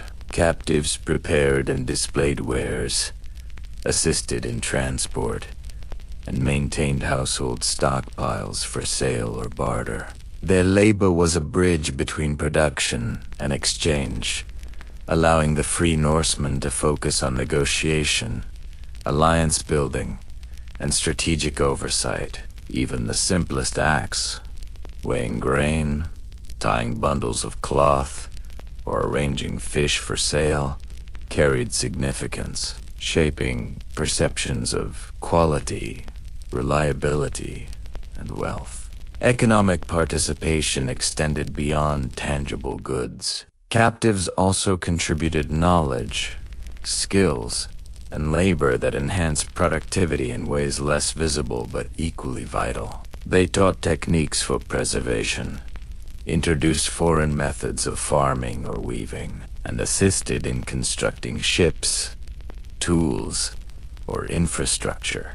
These contributions, often uncredited, multiplied the value of every household and village, creating a foundation for trade, expansion, and influence. Their work was the engine behind Norse prosperity, though it was rarely celebrated in tales of kings and warriors. Children born to households with captive parents also became economic actors. From an early age, they were trained in practical skills, tending animals, harvesting crops, weaving, and preparing goods for trade. They learned both from their parents and from observation of the wider community. Over time, these children became integrated into the economic life of the household, expanding its productive capacity, preserving skills, and ensuring continuity of labor. Their upbringing reflected a blending of survival, cultural transmission, and practical education, reinforcing the household's role in both local and long-distance wealth accumulation was a careful, measured process. Surplus goods, crafted items, and livestock formed the basis for trade or social prestige. Households with skilled laborers, including captives, could stockpile resources for lean seasons, prepare offerings for festivals, or exchange gifts to solidify alliances. Captives' labor enhanced these capabilities, allowing households to act strategically in both economic and political spheres. Every basket of grain harvested, every piece of cloth woven, and every fish preserved contributed to a system of wealth, influence, and survival. Trade networks extended far beyond local markets. Longships carried goods across fjords, rivers, and seized to distant ports in England, Ireland, Francia, and beyond. Captives' labor ensured that these journeys were possible. Maintaining the ships, preparing cargo, and provisioning crews, their skill in packing, loading, and organizing supplies was essential. In many ways, the reach of Norse influence depended on the precision, reliability, and endurance of captive labor. Without it, long-distance trade, conquest, and the flow of wealth would falter. The economics of captivity were also deeply intertwined with social and political power. Households that maintained productive captives increased their status, both within the community and among neighboring settlements. The ability to field surplus goods, provide gifts, or sustain longships on raids or trade missions reflected both wealth and capability. Thralls, through their labor, became silent contributors to prestige, their work transforming the fortunes of their masters while securing their own precarious existence. Captives also participated in craft production, often specializing in skills that were in demand across markets. Weaving, pottery, blacksmithing, and carpentry were not merely tasks, but forms of expertise. A skilled captive could elevate the household's economic output, improve quality, and attract trade. In some cases, their knowledge of foreign techniques introduced innovations that persisted across generations, subtly transforming Norse material culture. Though often unacknowledged, these contributions were vital to the expansion and prosperity of Viking communities. The labor of captives extended to agricultural innovation as well. Techniques learned from distant lands, crop rotation, storage methods, or irrigation practices were incorporated into local routines, enhancing productivity. Thralls taught by observation, trial, and repetition could increase yields, improve animal husbandry, and reduce losses.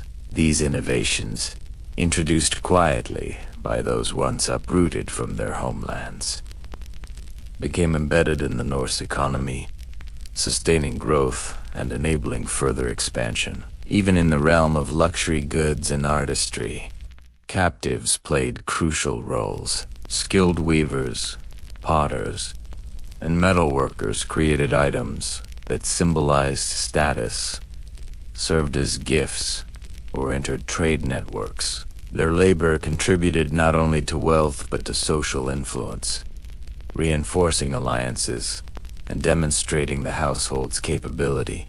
In this way, captives shaped both the tangible and symbolic economy, their contributions permeating aspects of life often hidden from historical record. As markets thrived and trade networks expanded, the presence of captives remained a constant, stabilizing force. They maintained production, ensured quality, and sustained the labor necessary for long-distance exchange. Without their endurance, skill, and adaptability, Norse economic expansion would have been limited.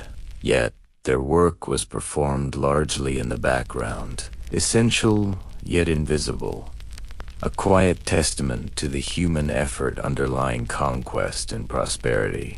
Night fell over the harbor and the longhouses alike. Captives tended fires, sorted goods, and prepared for the next day of labor. The rhythmic hum of activity subsided into quiet reflection. Each task completed, Each contribution made reinforced the web of survival, wealth, and influence. Even in captivity, individuals found ways to assert skill, preserve memory, and maintain presence. Their labor, endurance, and subtle ingenuity were threads interwoven into the fabric of Viking society, sustaining commerce, enabling expansion, and shaping the course of history. Thus, the economic life of the Norse was inseparable from the labor of captives. Their work, though often invisible, was foundational to survival, wealth, and influence. Through fields, workshops, and marketplaces, captives sustained households, villages, and trade networks. They bridged the gap between conquest and prosperity, transforming the labor of subjugation into the engine of expansion. And in the quiet rhythm of daily work, their presence endured, shaping the Norse world in ways that resonated far beyond the hearth and the longhouse. The dawn came softly to the northern coast. Mist drifted low over the water, veiling the outlines of longships resting in the shallows.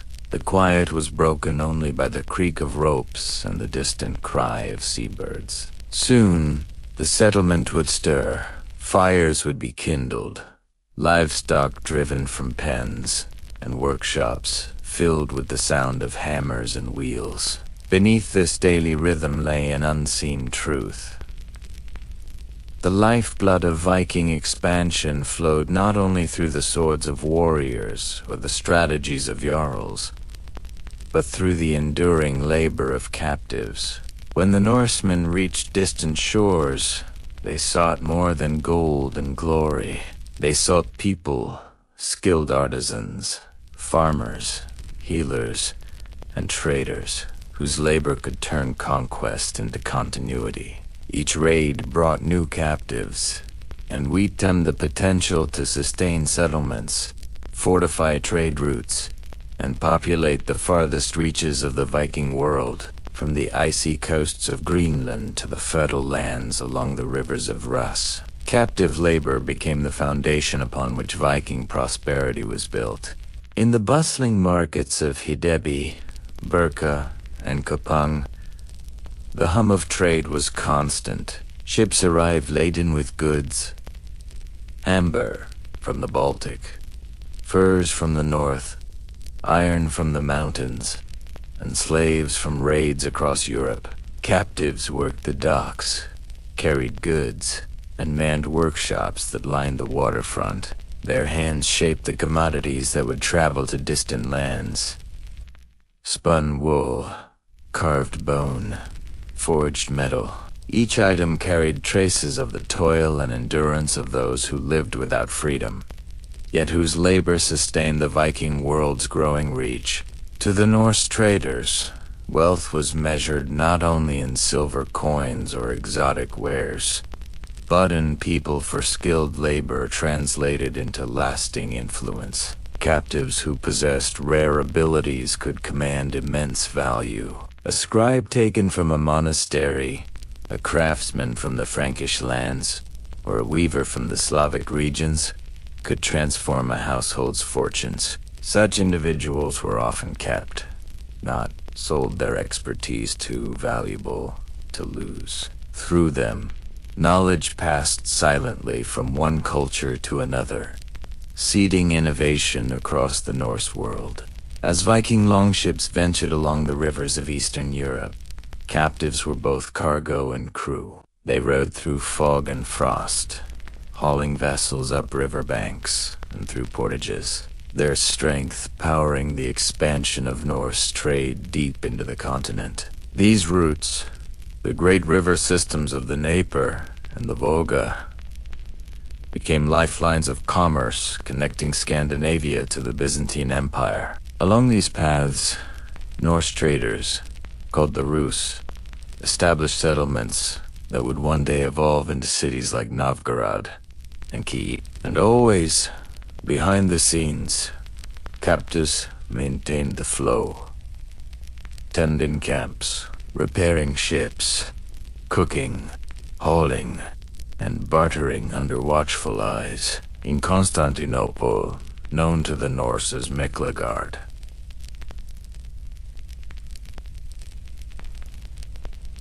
the great city, the legacy of this expansion became visible. Norsemen served as traders, guards, and mercenaries in the service of the Byzantine emperors. Many brought captives with them, whose labor maintained their households even in foreign lands. The Byzantine markets, rich with spices, silk, and gold, were filled with echoes of many tongues. Among them,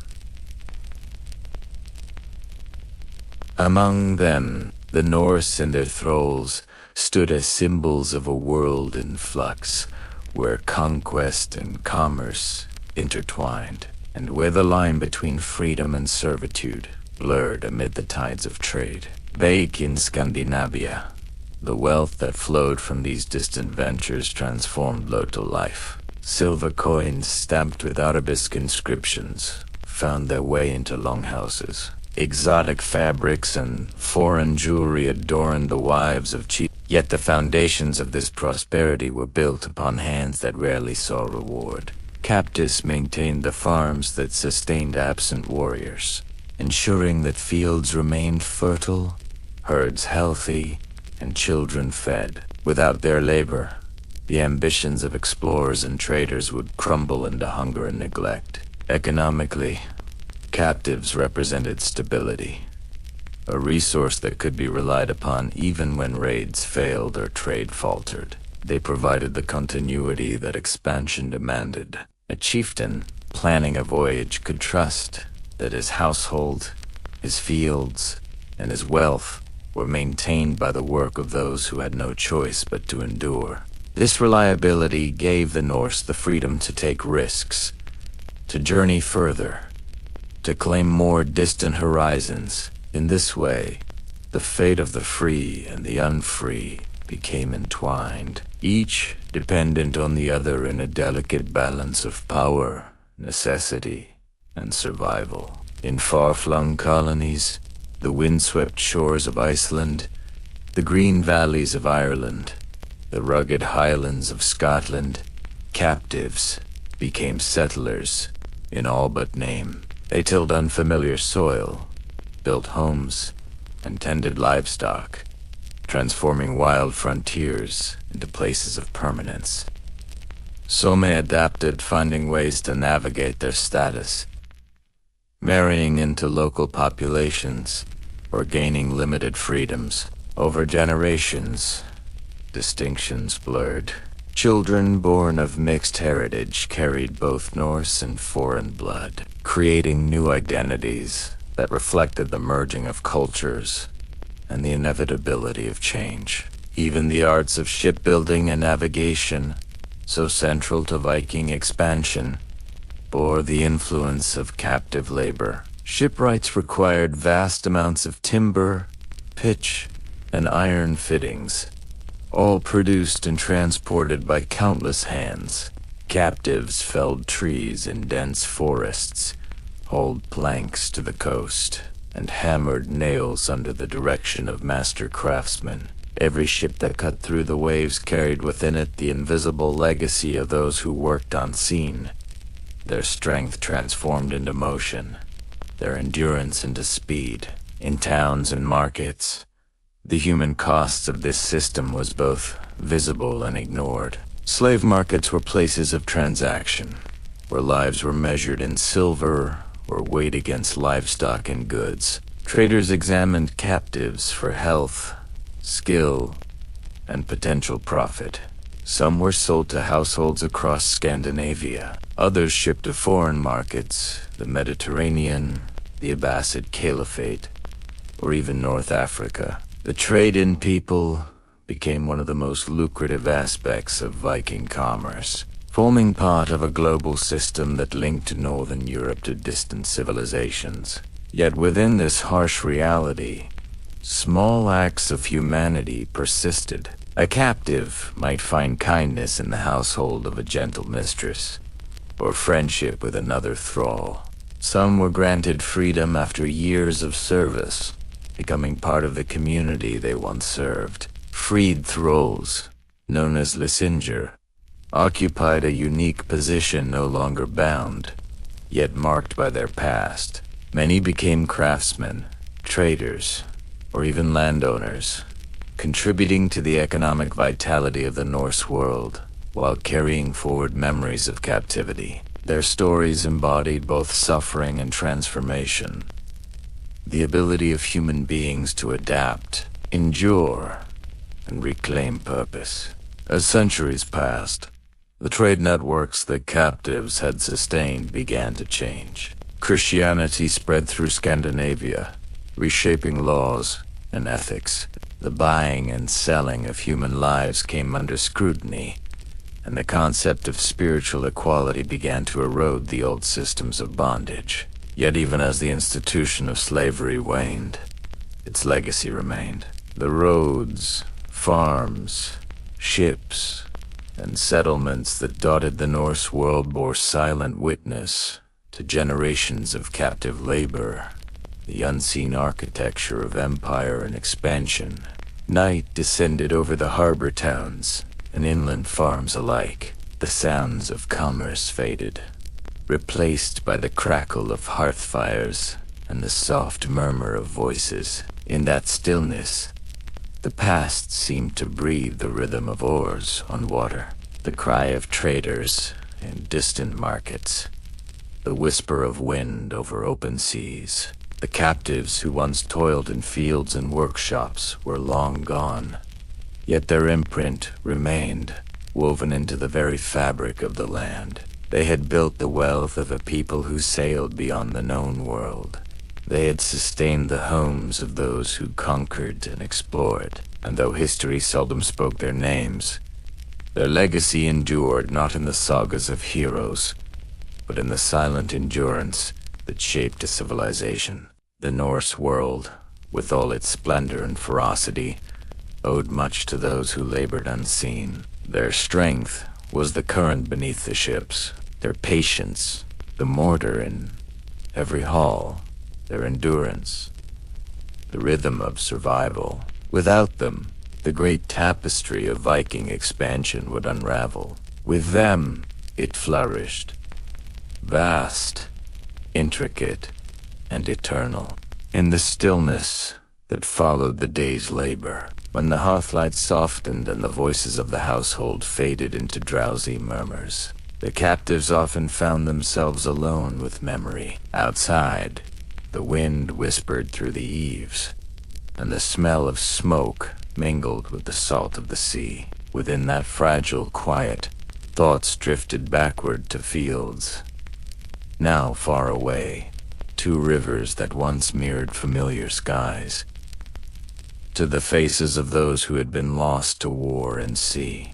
Though the Norse world was built on conquest and trade, its human heart beat through the endurance of those who carried memory across distance and time. For the captives, life was a constant negotiation between survival and self. Each dawn demanded submission to the rhythm of work, yet within that cycle, moments of reflection persisted. Fragments of language whispered under breath, songs hummed while spinning wool, prayers spoken to gods no longer worshipped in this new land.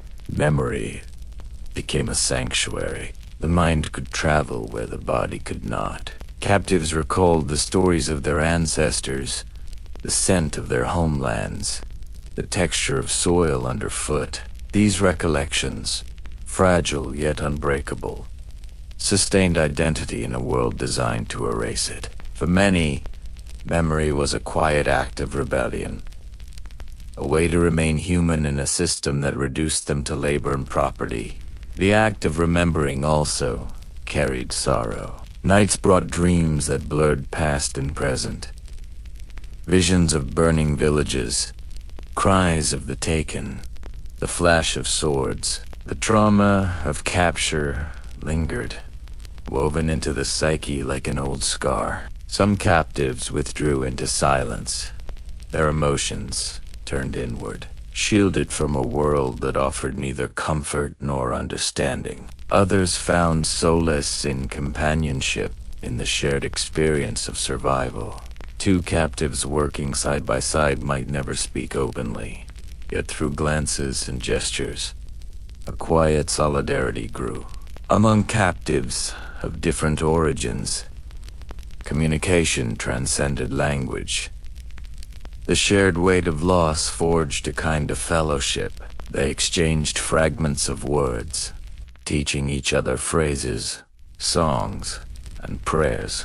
Over time, a blended dialect emerged in some households, a patchwork of tongues that reflected both adaptation and resilience. In this way, language itself became a form of survival, a bridge between peoples and a vessel for identity. Ritual and spirituality, too, offered meaning. Though the Norse gods dominated the cultural landscape, captives often carried their own faiths within them. Unseen, whispered in private moments. Some prayed to the Christian god, others to spirits of the forest, ancestors, or forgotten deities from distant lands. These practices, hidden from masters but alive in the hearts of the enslaved, became acts of quiet defiance. Faith allowed them to believe in justice, in reunion beyond death, or in the cyclical return of life. In darkness, belief was a light that could not be extinguished. The household hearth, central to Norse domestic life, became both prison and refuge. Around it, captives worked, listened, and observed. They learned the rhythms of family life, the tempers of their masters, the subtle hierarchies between household members. Some were treated with a degree of kindness, their reliability rewarded with trust. Others endured cruelty, harsh words, beatings, deprivation. Yet even within oppression, small mercies persisted: a shared meal, a warm blanket, a word of sympathy from another servant. Such gestures, though fleeting, were enough to sustain hope through the long winters. The seasons shaped the emotional landscape as much as the physical. In summer, the endless daylight brought constant labor: fields to tend, fish to dry, stores to fill. In winter, darkness stretched across the land, and the world seemed to pause.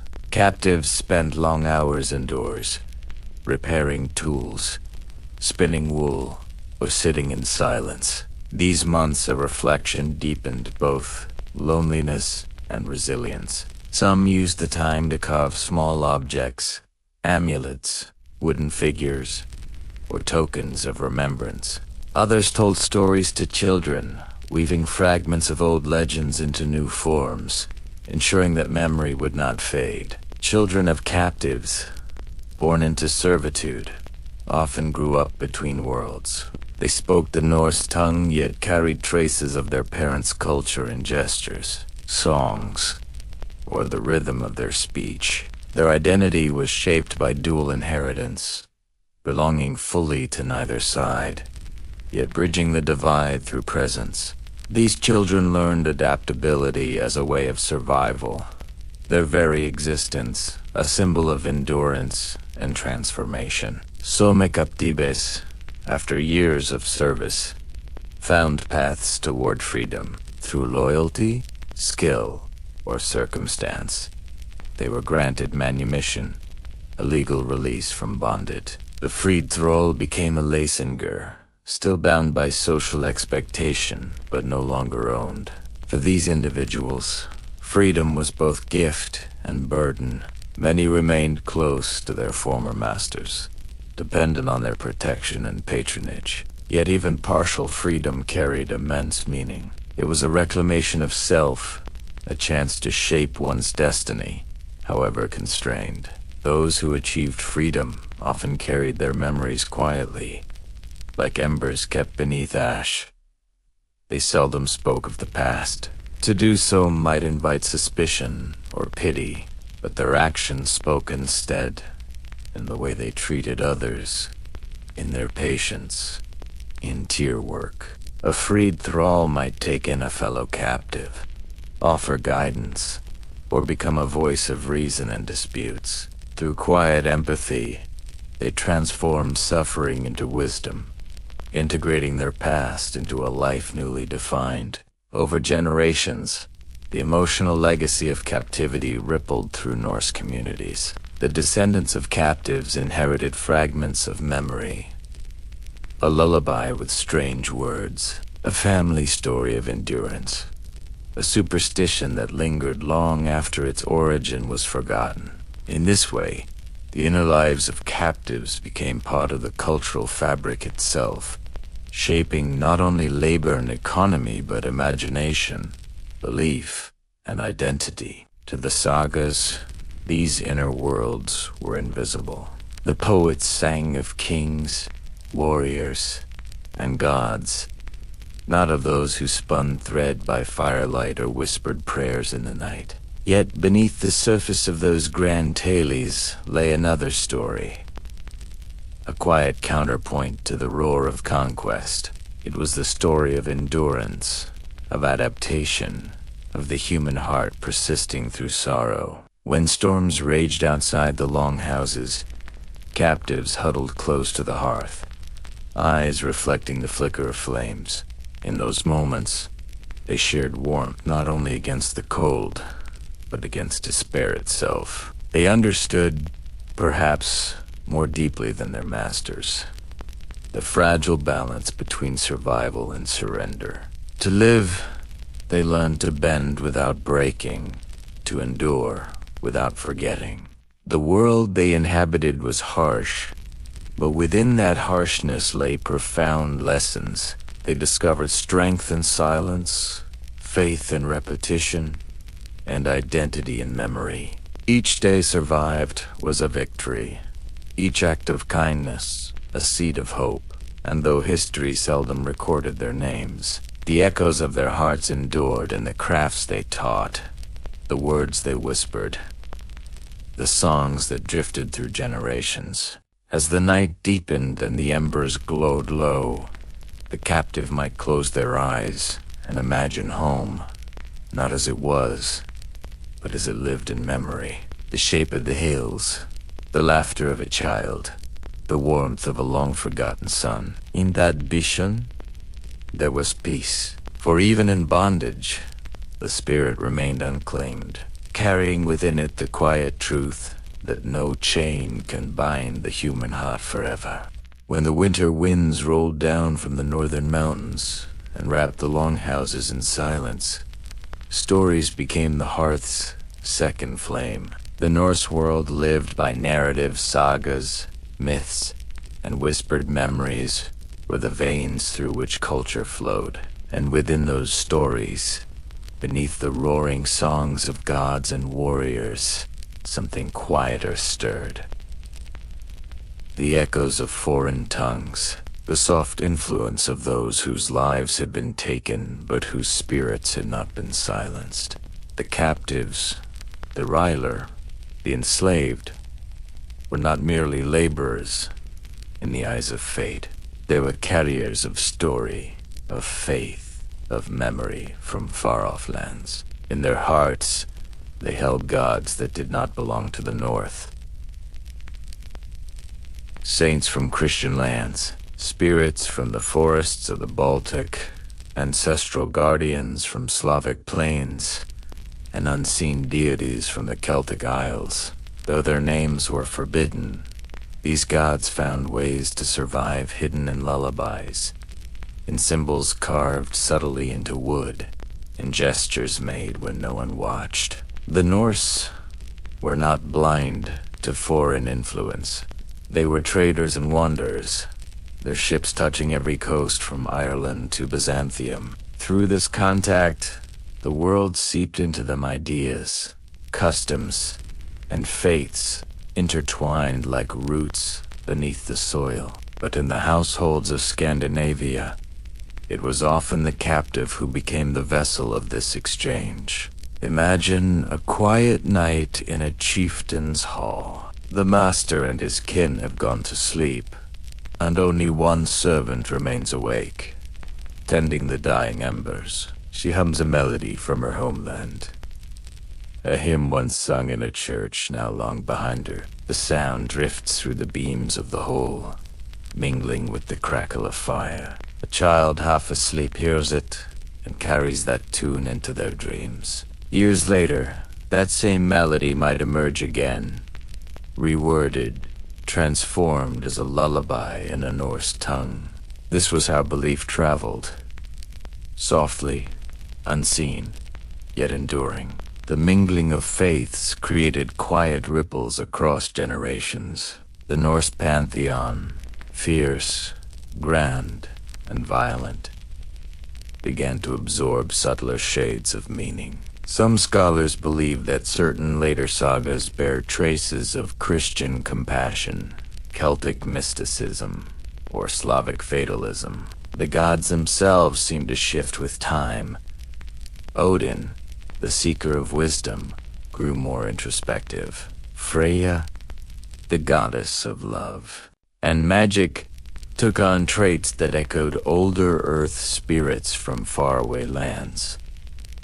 These transformations were not born from conquest, but from coexistence, from captives who lived and whispered within Norse homes. In a few sagas, one can almost hear these echoes. The figure of the wise slave woman, often a seeress or healer, appears more than once in Norse literature. She is never the hero, yet her knowledge is indispensable. She speaks of dreams, interprets omens, and guides chieftains with words both cryptic and profound. Though unnamed, she represents a truth. That wisdom in the Viking Age was not confined to free men or noble blood. It could reside in the hearts of those society sought to forget. These women, and they were often women, preserved rituals from their birth. They taught herbs unknown to the North, charms spoken in strange syllables, and prayers that blended seamlessly with Norse magic. The seer, a form of mystical practice associated with Freya and Odin, may have been shaped in part by these cross-cultural exchanges. Elements of trance, divination, and song-based magic found parallels in the shamanic and ritual traditions of other peoples. The Norse encountered, thus, even in bondage, captives became quiet architects of spiritual transformation. Children born of such unions between Norse men and foreign women often inherited blended beliefs. They grew up with one foot in the world of the Aesir and another in the quiet faiths of their mothers. Their prayers might call upon both Thor and Christ, both Freya and an unnamed saint. For them, the divine was not singular, but layered a vast ocean of meaning, in which many gods swam side by side. In some corners of Scandinavia, archaeologists have uncovered graves that whisper of this blending. A cross pendant buried beside Thor's hammer. Christian runes inscribed alongside pagan symbols. These were not contradictions, but reflections of a society in spiritual transition. And at its heart lay the subtle influence of those whose voices history rarely recorded. For the captives, faith was survival. To believe was to endure, to imagine that beyond suffering lay reunion or redemption. In their private moments, they prayed not only for freedom but for forgiveness, for memory, for peace. Over time, their prayers shaped the spiritual rhythm of the households they served. The Norse, for all their strength and pride, were not immune to the tenderness of these faiths. A child comforted by a captive, as gentle words might grow to remember that kindness more than any saga of battle. It is said that in some households, when a captive died, the mistress would order a small cross or charm to be buried with them. Not out of conversion, but out of respect. Death softened the boundaries between gods. The living might still worship Odin, but in the stillness of the grave, they allowed the foreign soul its own passage. Suge's simple and human marked the slow turning of the Norse spirit from conquest toward compassion.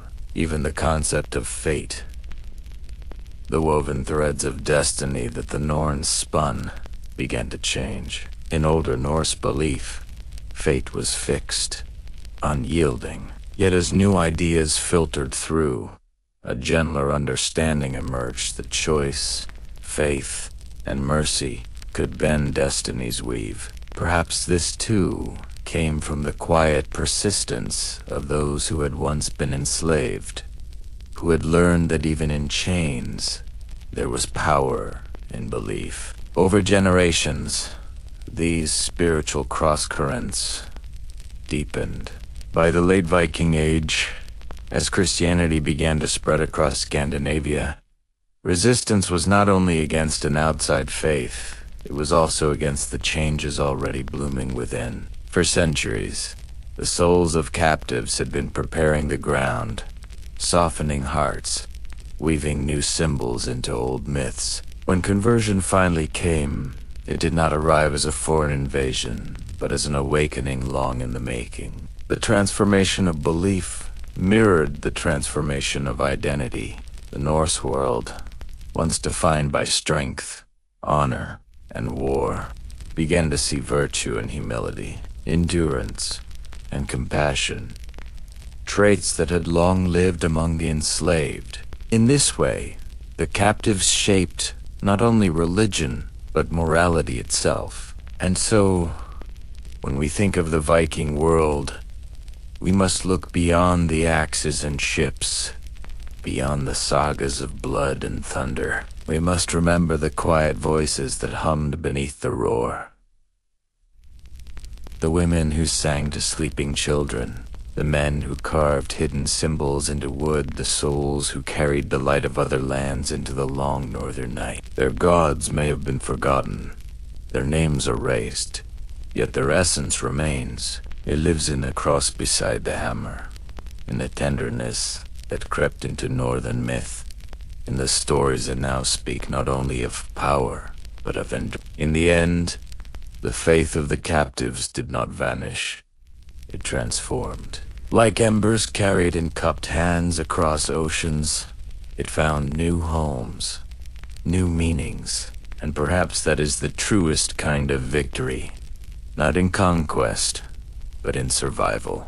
Not in dominance, but in the quiet persistence of spirit. As the night deepens in our story, imagine once more the captive woman by the hearth, her voice rising softly in song. The melody drifts upward into the dark rafters, mingling with the scent of smoke and pine.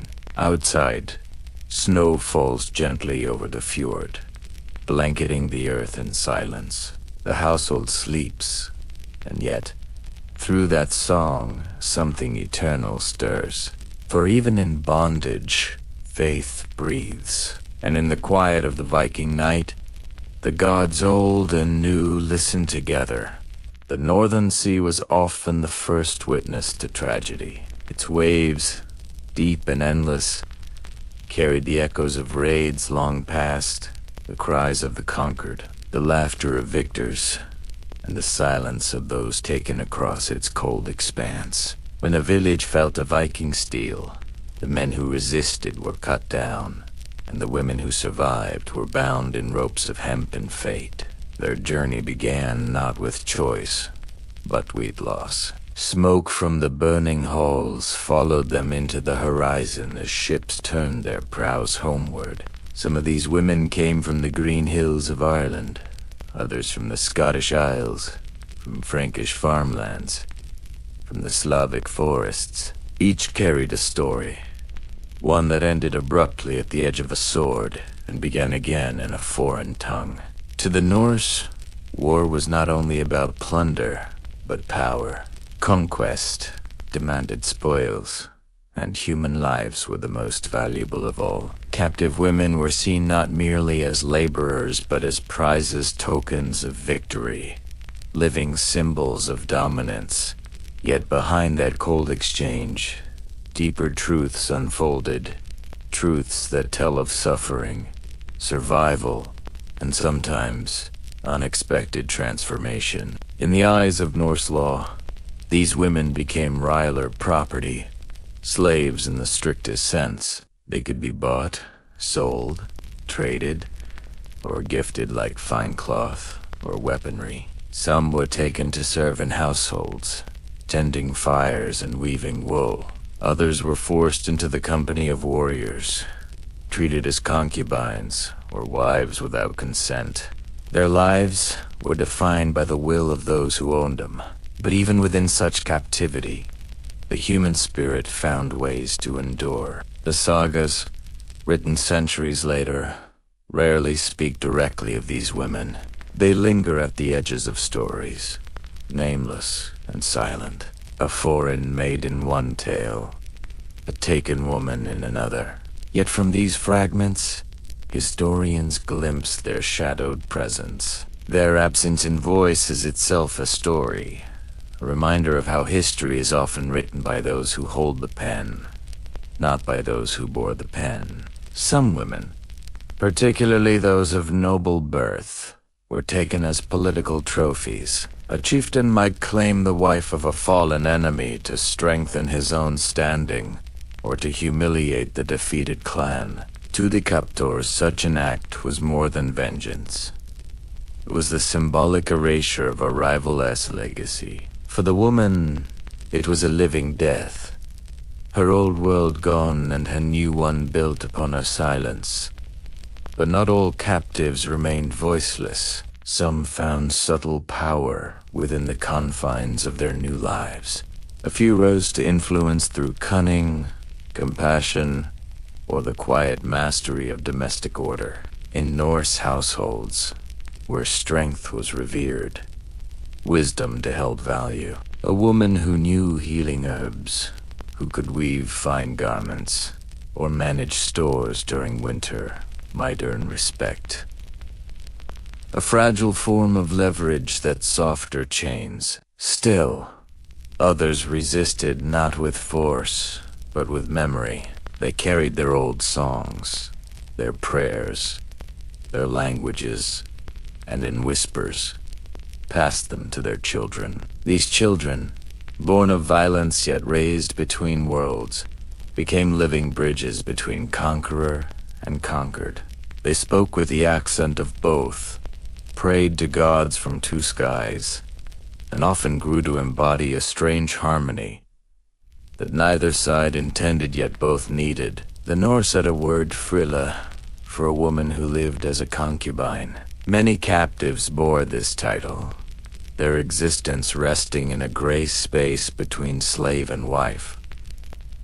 Some were loved, others merely used. The boundaries between affection and possession blurred within the wooden walls of the longhouse. A warrior might grow fond of the woman he once took by force, and she, in time, might learn to navigate his moods, to turn survival into subtle influence. Yet the truth beneath such stories remained harsh.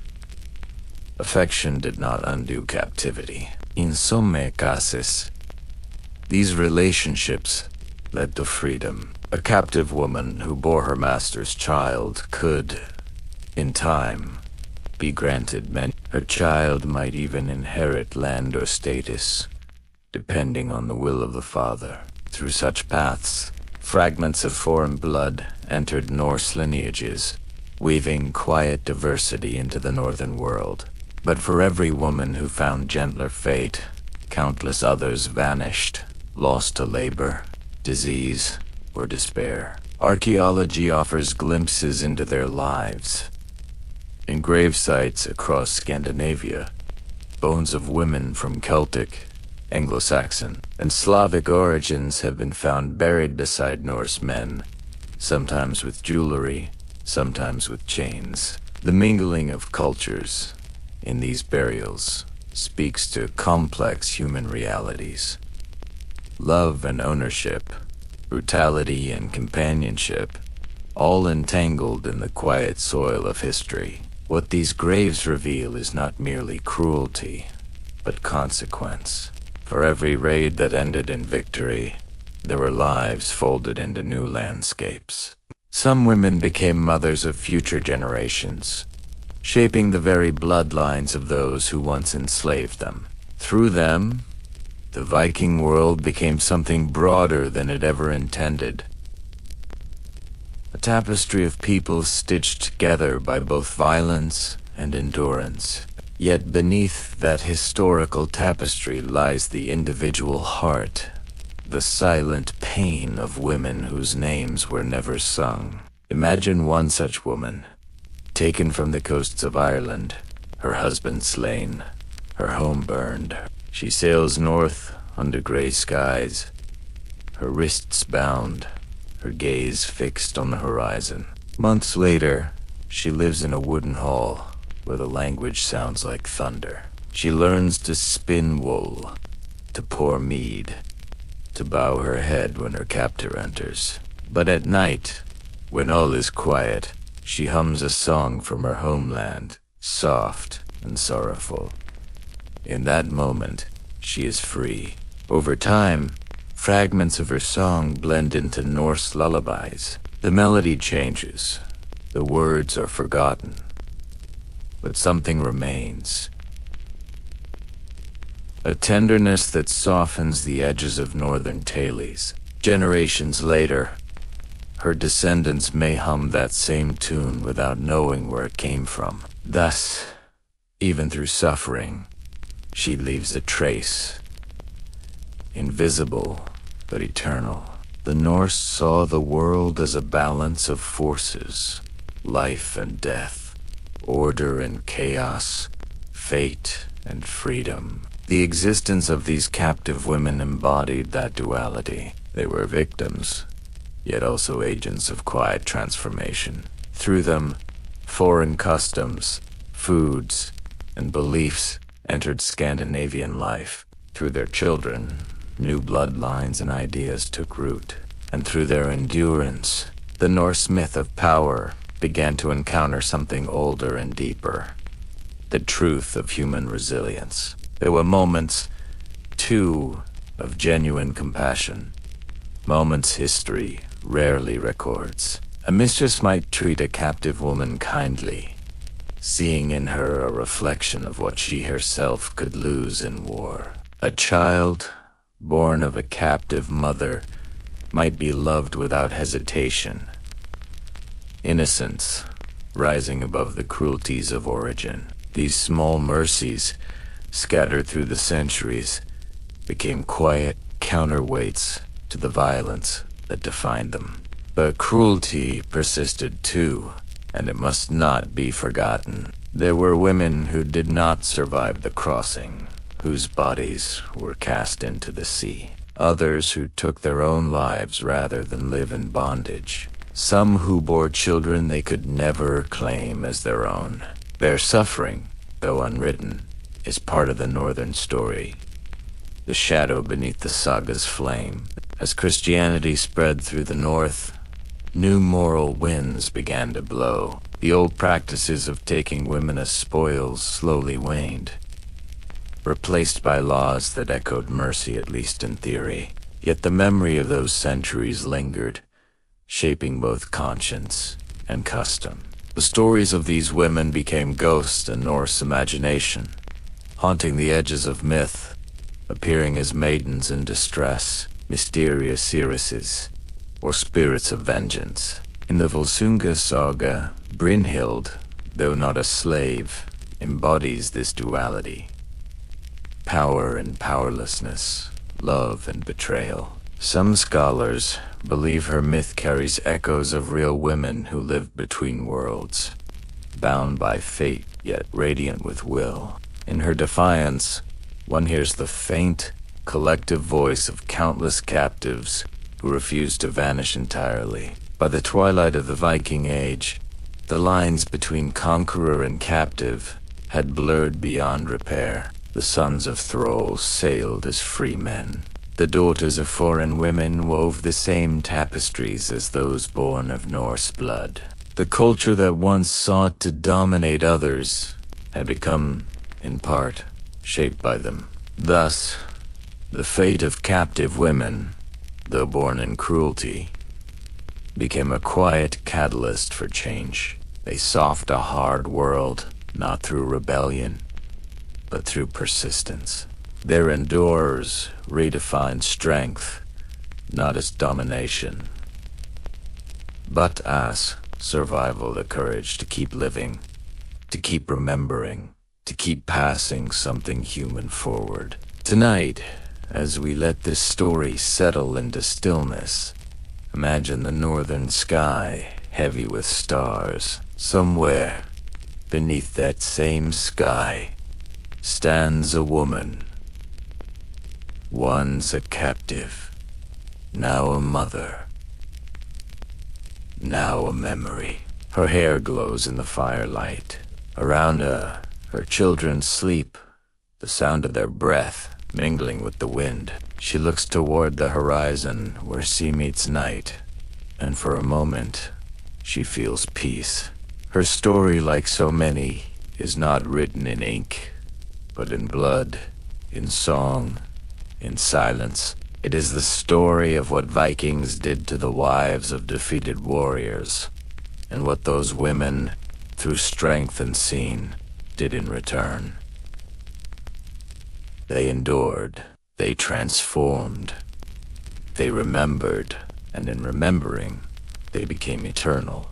The snows had begun to fall again. Across the fjords, the mountains wore their white crowns, and the longhouses glowed faintly against the darkness. Within those wooden walls, fire cracked softly, and the smoke curled upward into the rafters, carrying the scent of pine and old time. Generations had come and gone beneath those beams. Men who once sailed to distant shores now slept beneath the earth. Their sons, and the sons of their sons, bore names that carried echoes of other lands. The silent inheritance of those who came in chains. The story of the Vikings is often told as one of conquests, of ships cutting across gray seas, of plunder and glory, of men who feared nothing and bowed to no one. But beneath that legend lies a quieter truth, that the Norse world was shaped not only by the hands of the free, but by those of the bound. Every loom that wove the cloth of a chieftain's cloak, every hand that baked the bread, every voice that sang the cradle song of a future warrior, added threads to the great fabric of Scandinavian life. And among those threads ran lines of blood, unseen, but indelible. As the centuries turned, captivity gave way to lineage. The descendants of the enslaved walked the same paths as their masters, bore their names, tilled their lands, and shared their gods. In them, the boundaries between conqueror and conquered dissolved. What began in war ended in kinship, written not by choice, but by time itself. The transformation began quietly. A thrall woman who bore her master's child could not always be denied recognition. Blood was blood, and in the Norse world, lineage carried power, even when born from shadow. Some of these children grew within the longhouses, their existence both secret and accepted. They learned the ways of the North, the language, the laws, the stories, but within their faces, something foreign glimmered, like a reflection from another sea. The Norse were not blind to this blending. They saw in it a kind of renewal. Each generation, no matter how bound to tradition, reached towards something beyond its own shore. The foreign mothers of these children brought more than life. They brought memory. They taught fragments of distant words, gestures from old lands, small ways of blessing or mourning that endured long after their origins were forgotten. Over time, these traces mingled with native customs, transforming them subtly, a charm whispered before childbirth, a melody woven into a lullaby, a superstition about the moon or the tide, all remnants of other cultures carried forward by the quiet persistence of those who could not speak their names aloud. Through such fragments, the enslaved became immortal, living not in monuments or sagas, but in the habits of everyday life. By the 11th century, the institution of slavery in the Norse world began to fade. The rise of Christianity, with its moral condemnation of human bondage, shifted the tide. But the true end of the thrall system came not by decree, but by erosion, by the slow mingling of bloodlines, by the impossibility of knowing who was once a master and who was once a slave. As the generations interwove, status lost its anchor, and only humanity remained. Archaeological records tell quiet stories of this merging. In burial sites once reserved for the highborn, researchers have found the remains of women whose DNA traces back to Ireland, the Baltic, and Eastern Europe. Their graves are not marked by chains or signs of servitude, but by brooches, beads, and symbols of respect. These women, or their descendants, had become part of Norse society not as outsiders, but as its heart. The sagas, too, carry hints of this change. In the Laxdella saga, we find Melkorka, the Irish princess, taken captive and made a concubine. Though silenced by her station, she gives birth to a son, Olaf the Peacock, a man of wealth, wisdom, and stature. His story embodies the paradox of Norse heritage. Born from bondage, he becomes a symbol of honor. Melkorka's tale, though rare in its survival, reflects countless untold lives. Women whose pain became the seed of future greatness. The Norse concept of honor, once bound to lineage alone, began to shift toward character. As Christianity spread, the notion of virtue, of what it meant to be noble, turned inward. A man's deeds, not his birth, became the measure of worth. In that moral evolution lay the quiet triumph of those who had once been deemed lesser. Their blood ran in the veins of warriors, poets, and kings. The world they helped build no longer remembered them as slaves, but as ancestors. And so, the children of captives began to stand shoulder to shoulder with those of ancient clans. In trade and law, they found equality. In the longhouses, they married freely. The distinctions that once marked bondage faded into memory, leaving behind only the shared identity of the North. But memory, though it softens, never forgets completely. In the ghost stories told by the fire, echoes of the enslaved lingered, not as specters of revenge, but as symbols of endurance. The Draugr, the restless spirit set to guard treasure or haunt the sea, was sometimes whispered to be the soul of one who had died in servitude, guarding not gold, but dignity. Even in superstition, the enslaved claimed a presence, a voice carried through the centuries in mythic form. The social shift was not merely one of blood, but of belief. The Norse, once proud of their hierarchies, began to see the futility of dividing humanity by chains. Christianity's message, that all souls were equal before God, resonated in a land where winter humbled even kings, as snow covered the rich and poor alike.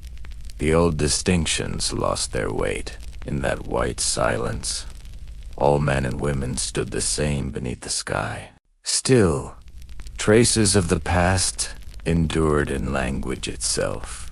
Words like thrall, frilla, and lesengor persisted in speech long after their realities had changed. They became metaphors for servitude of the heart, for devotion, for longing, for the weight of memory. In poetry, a thrall of love was one bound not by chains but by desire. Thus, the language of bondage was reborn as the language of emotion, a transformation both poetic and profound. Over time, the Norse identity, once fierce and insular, became expansive. The descendants of slaves, foreigners, and travelers all merged into the Scandinavian tapestry. When the Viking Age ended and kingdoms rose in its place, few could trace their ancestry without touching both sword and sorrow. The greatness of the North had been forged not only by conquest, but by coexistence. And yet, if one listens closely to the lull of the waves against the fjord,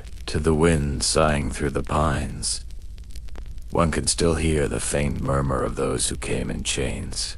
Their presence lingers in the rhythm of the land itself, in the songs that survived without names, in the compassion that slowly took root in a once cruel world. In that sense, their legacy was not of defeat, but of transcendence.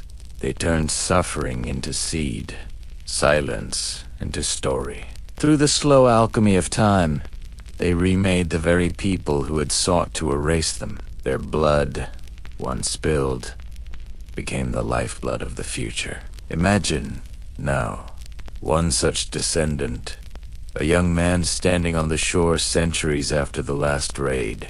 He carries the features of both North and South.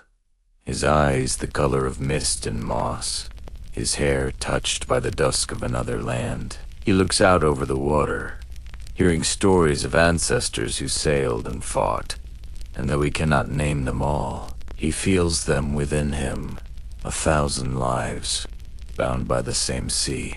He does not know that his great-great-grandmother was once taken from the coasts of Ireland, or that his own name comes from a language she whispered in her sleep. He knows only that he belongs here, where the mountains meet the sky. In him, the story completes its circle, and so the legacy of the enslaved lives are not in sorrow, but in continuity. The Norse world, fierce and unyielding, was softened by their endurance, reshaped by their humanity. They became the invisible architects of empathy, the silent mothers and fathers of nations. Their blood runs still in laughter, in love, in the unspoken memory that binds us all to those who came before. The chains that once held them have long since rusted away, but their spirit remains, steady as the northern wind. For in the end, it was not conquest that defined the Vikings, but what came after. The quiet merging of worlds, the redemption of cruelty through time, and the truth that even in bondage, humanity finds a way to endure. And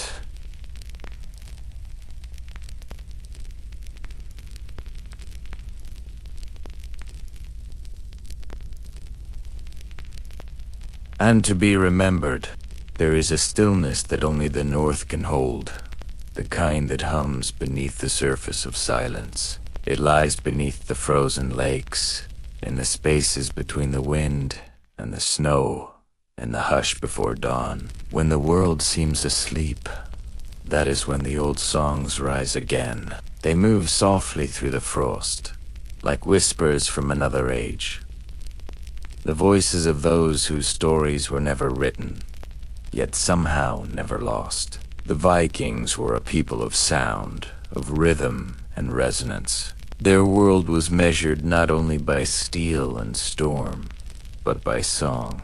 In the mead halls, sagas echoed against timbered walls, the skald's voice shaping memory into melody. Yet beyond those bright halls, in the hidden corners of the North, among thralls, farmers, and wanderers, another music stirred. It was quieter, humbler, born from labor and longing. These were the songs beneath the ice, the ones that carried the griefs and hopes of the forgotten. No parchment preserved them. They lived only in breath, passed from one mouth to the next. A woman might hum one while spinning wool. A fisherman might murmur another as he cast his net. To outsiders, they were simple work songs. But within their melodies lay the memory of generations. Beneath the rhythm of oars or the ring of hammer against anvil, echoes of faraway homelands could be heard. Irish cadences, Slavic refrains, Sami chants woven into Norse tones. The voices of the enslaved, the settlers, the traders, and the lost, all entwined within the music of the North. These melodies became a second history, one unbound by kings or chronicles. The sagas told of heroes, but the songs told of hearts. Of the child who waited by the shore, of the woman whose husband never returned from sea, of the thrall who dreamed of the land he would never see again. They were not sung for fame, but for comfort. For in the cold world of the Vikings, music was warmth that could not be stolen. When winter nights grew long and the fires burned low, these songs became prayers. The Norse believed that sound itself held power, that a melody could protect, heal, or summon. Mothers sang to keep spirits away from the cradle.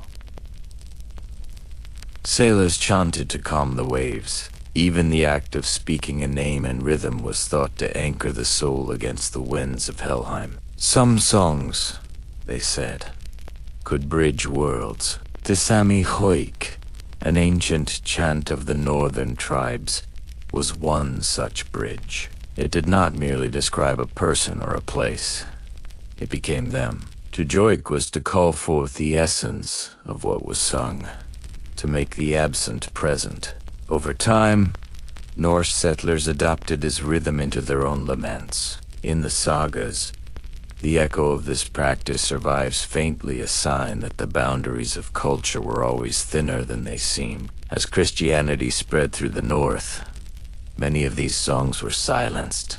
The old chants were called pagan, their melodies buried beneath hymns and Latian verses. But the people did not forget. They carried the tunes into new prayers, changing the words but keeping the rhythm. In the hush of monasteries, echoes of heathen melodies blended with the psalms. Even under the weight of the cross, the old voices found a way to breathe. Archaeologists have found traces of music in unexpected places.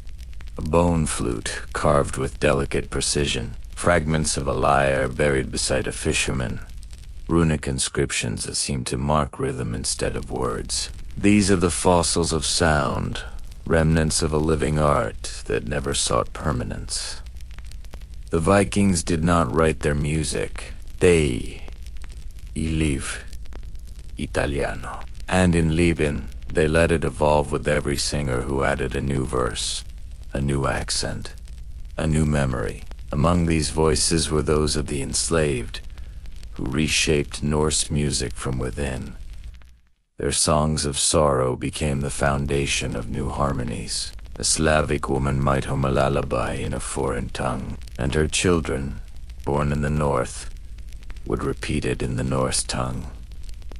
The same melody, different words. Over generations, it became something else entirely, until no one could remember where it began. In that way, the enslaved transformed the cultural DNA of the North without ever being named. Some historians say that the haunting tonality of Scandinavian folk songs, those drifting, minor melodies that seem to hover between sadness and serenity, is a legacy of this blending. The sound of longing made universal. It is as if the North itself learned to sing of loss and endurance at once. But the most remarkable legacy of these songs lies not in their sound, but in their persistence. across centuries of change, from the pagan age to the Christian, from the Viking world to the modern.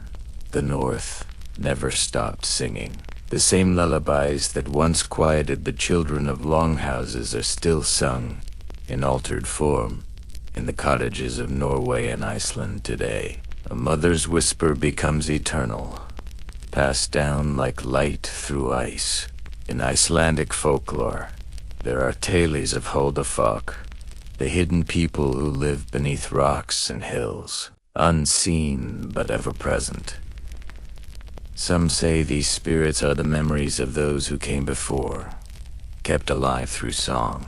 To sing is to remember, and to remember is to resist disappearance. Every melody is a promise that the past will not fade, even when its names are gone. There is a legend told in the fjords of northern Norway of a fisherman who heard singing beneath the ice.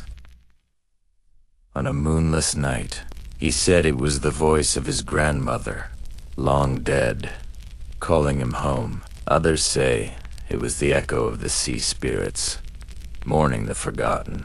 Whatever the truth, the story captures the essence of the Norse soul, that the boundary between the living and the dead is as thin as breath, and that music is the thread that binds them. When spring comes and the ice begins to crack, the rivers sing their own songs. The sound of melting water, of the thawing earth, carries the same rhythm that once pulsed in the old chants.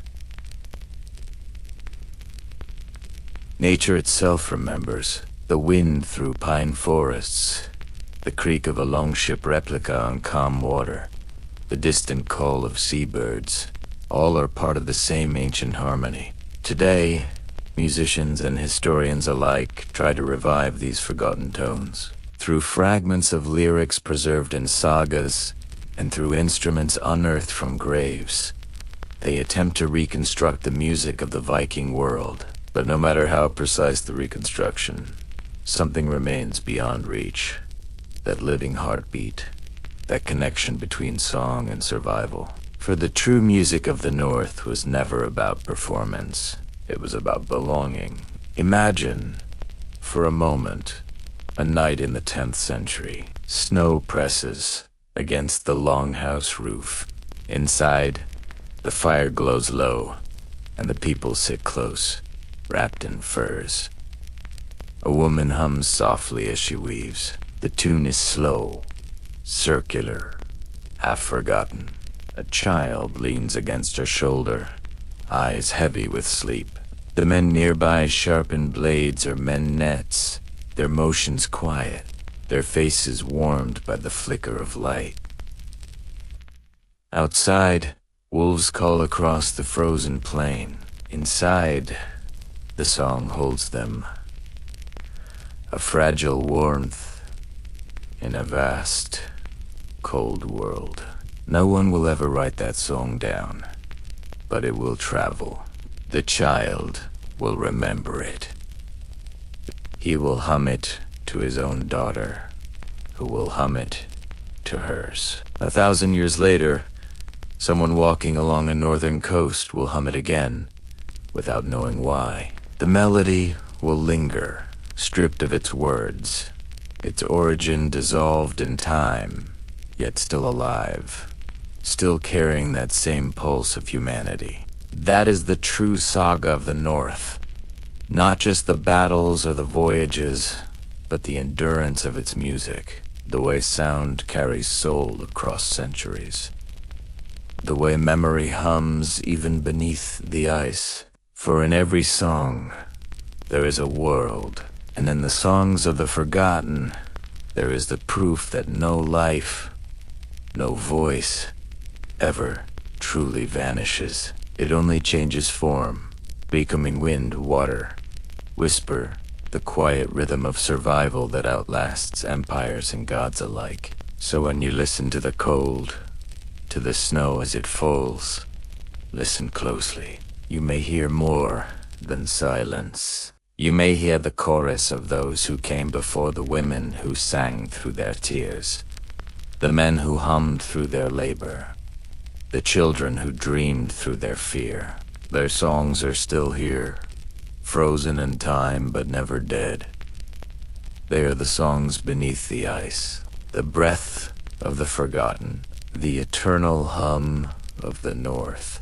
In the heart of every Norse tale lies an ending, not a gentle one, but an ending born of fire, Ragnarök, the twilight of gods. To the old poets, it was the storm that would shatter all things. The seas boiling, the sky splitting, the world tree trembling as fire and frost met at last. But endings, in the Norse mind, were never truly endings. They were renewals. A circle folding back upon itself. For even as the world burned, somewhere beneath the ashes, a new dawn waited to rise. By the 11th century, the dawn had begun. The great age of raids and voyages was fading. The longships, once symbols of terror and wonder, rested quietly on their shores. The swords that had crossed the rivers of England and the steppes of Rus now lay rusting in burial mounds. Yet the spirit that had carried those ships, the hunger to explore, the courage to face the unknown, the poetry that could turn even loss into legend, did not vanish. It simply changed its shape. The North was awakening to a new world. Christianity had spread from the south, carried by kings and missionaries, by the promise of salvation and the fear of damnation. Churches rose where pagan altars once stood, the air filled with the sound of bells instead of horns. But even within this new faith, the old rhythm of the North endured. The Norse did not abandon their gods, they transformed them. Odin became woven into the figure of the wise, one-eyed wanderer, mirrored faintly in the saints. Thor's hammer became the sign of the cross, carried not as surrender but as continuity, a bridge between worlds. The conversion of the North was not the conquest of one belief over another. It was a blending, a slow thaw. The old spirits did not die.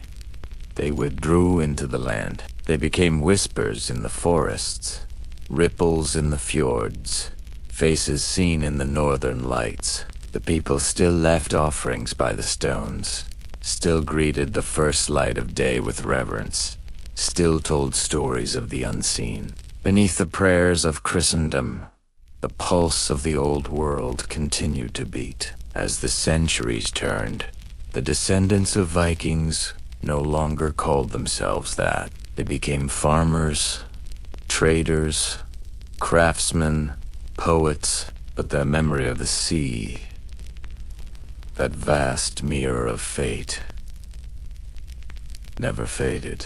In the sagas they wrote down in Iceland, the ocean remained the boundary between life and legend, between the known and the divine. And through those words, the spirit of the old age was preserved, not as conquest, but as reflection. The sagas were born in stillness in long winters, when snow buried the world and the only warmth was the fire and the spoken word. Those who recited them did not seek glory. They sought remembrance. They told of heroes and gods, but also of the small moments. The glance between lovers, the breaking of bread, the silence after battle. In those moments, humanity replaced heroism. The Vikings, who had once seemed larger than life, became people again. Flawed, passionate, fragile. And that is how their story endured, not through empire or conquest, but through the telling. For as long as someone spoke to the old names, Odin, Freyja, Sigurd, Brynhild, the world of the North would live on. But the true dawn after Ragnarök came not in words, nor in faith, but in understanding. The harshness of the old world gave birth to resilience. Its darkness taught the value of light.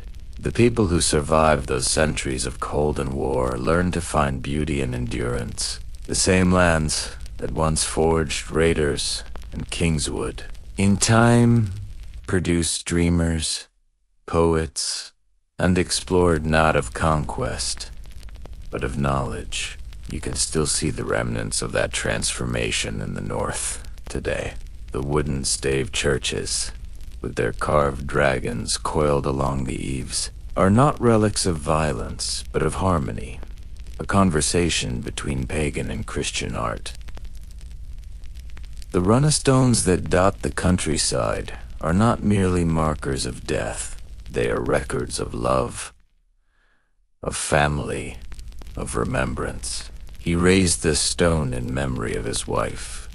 Many of them read, a far cry from the fury of the sword, instead, a testament to devotion and peace. Even the language of the North carries that legacy. The Old Norse word hugr, meaning both mind and heart, remains embedded in Scandinavian tongues today. It reflects something essential.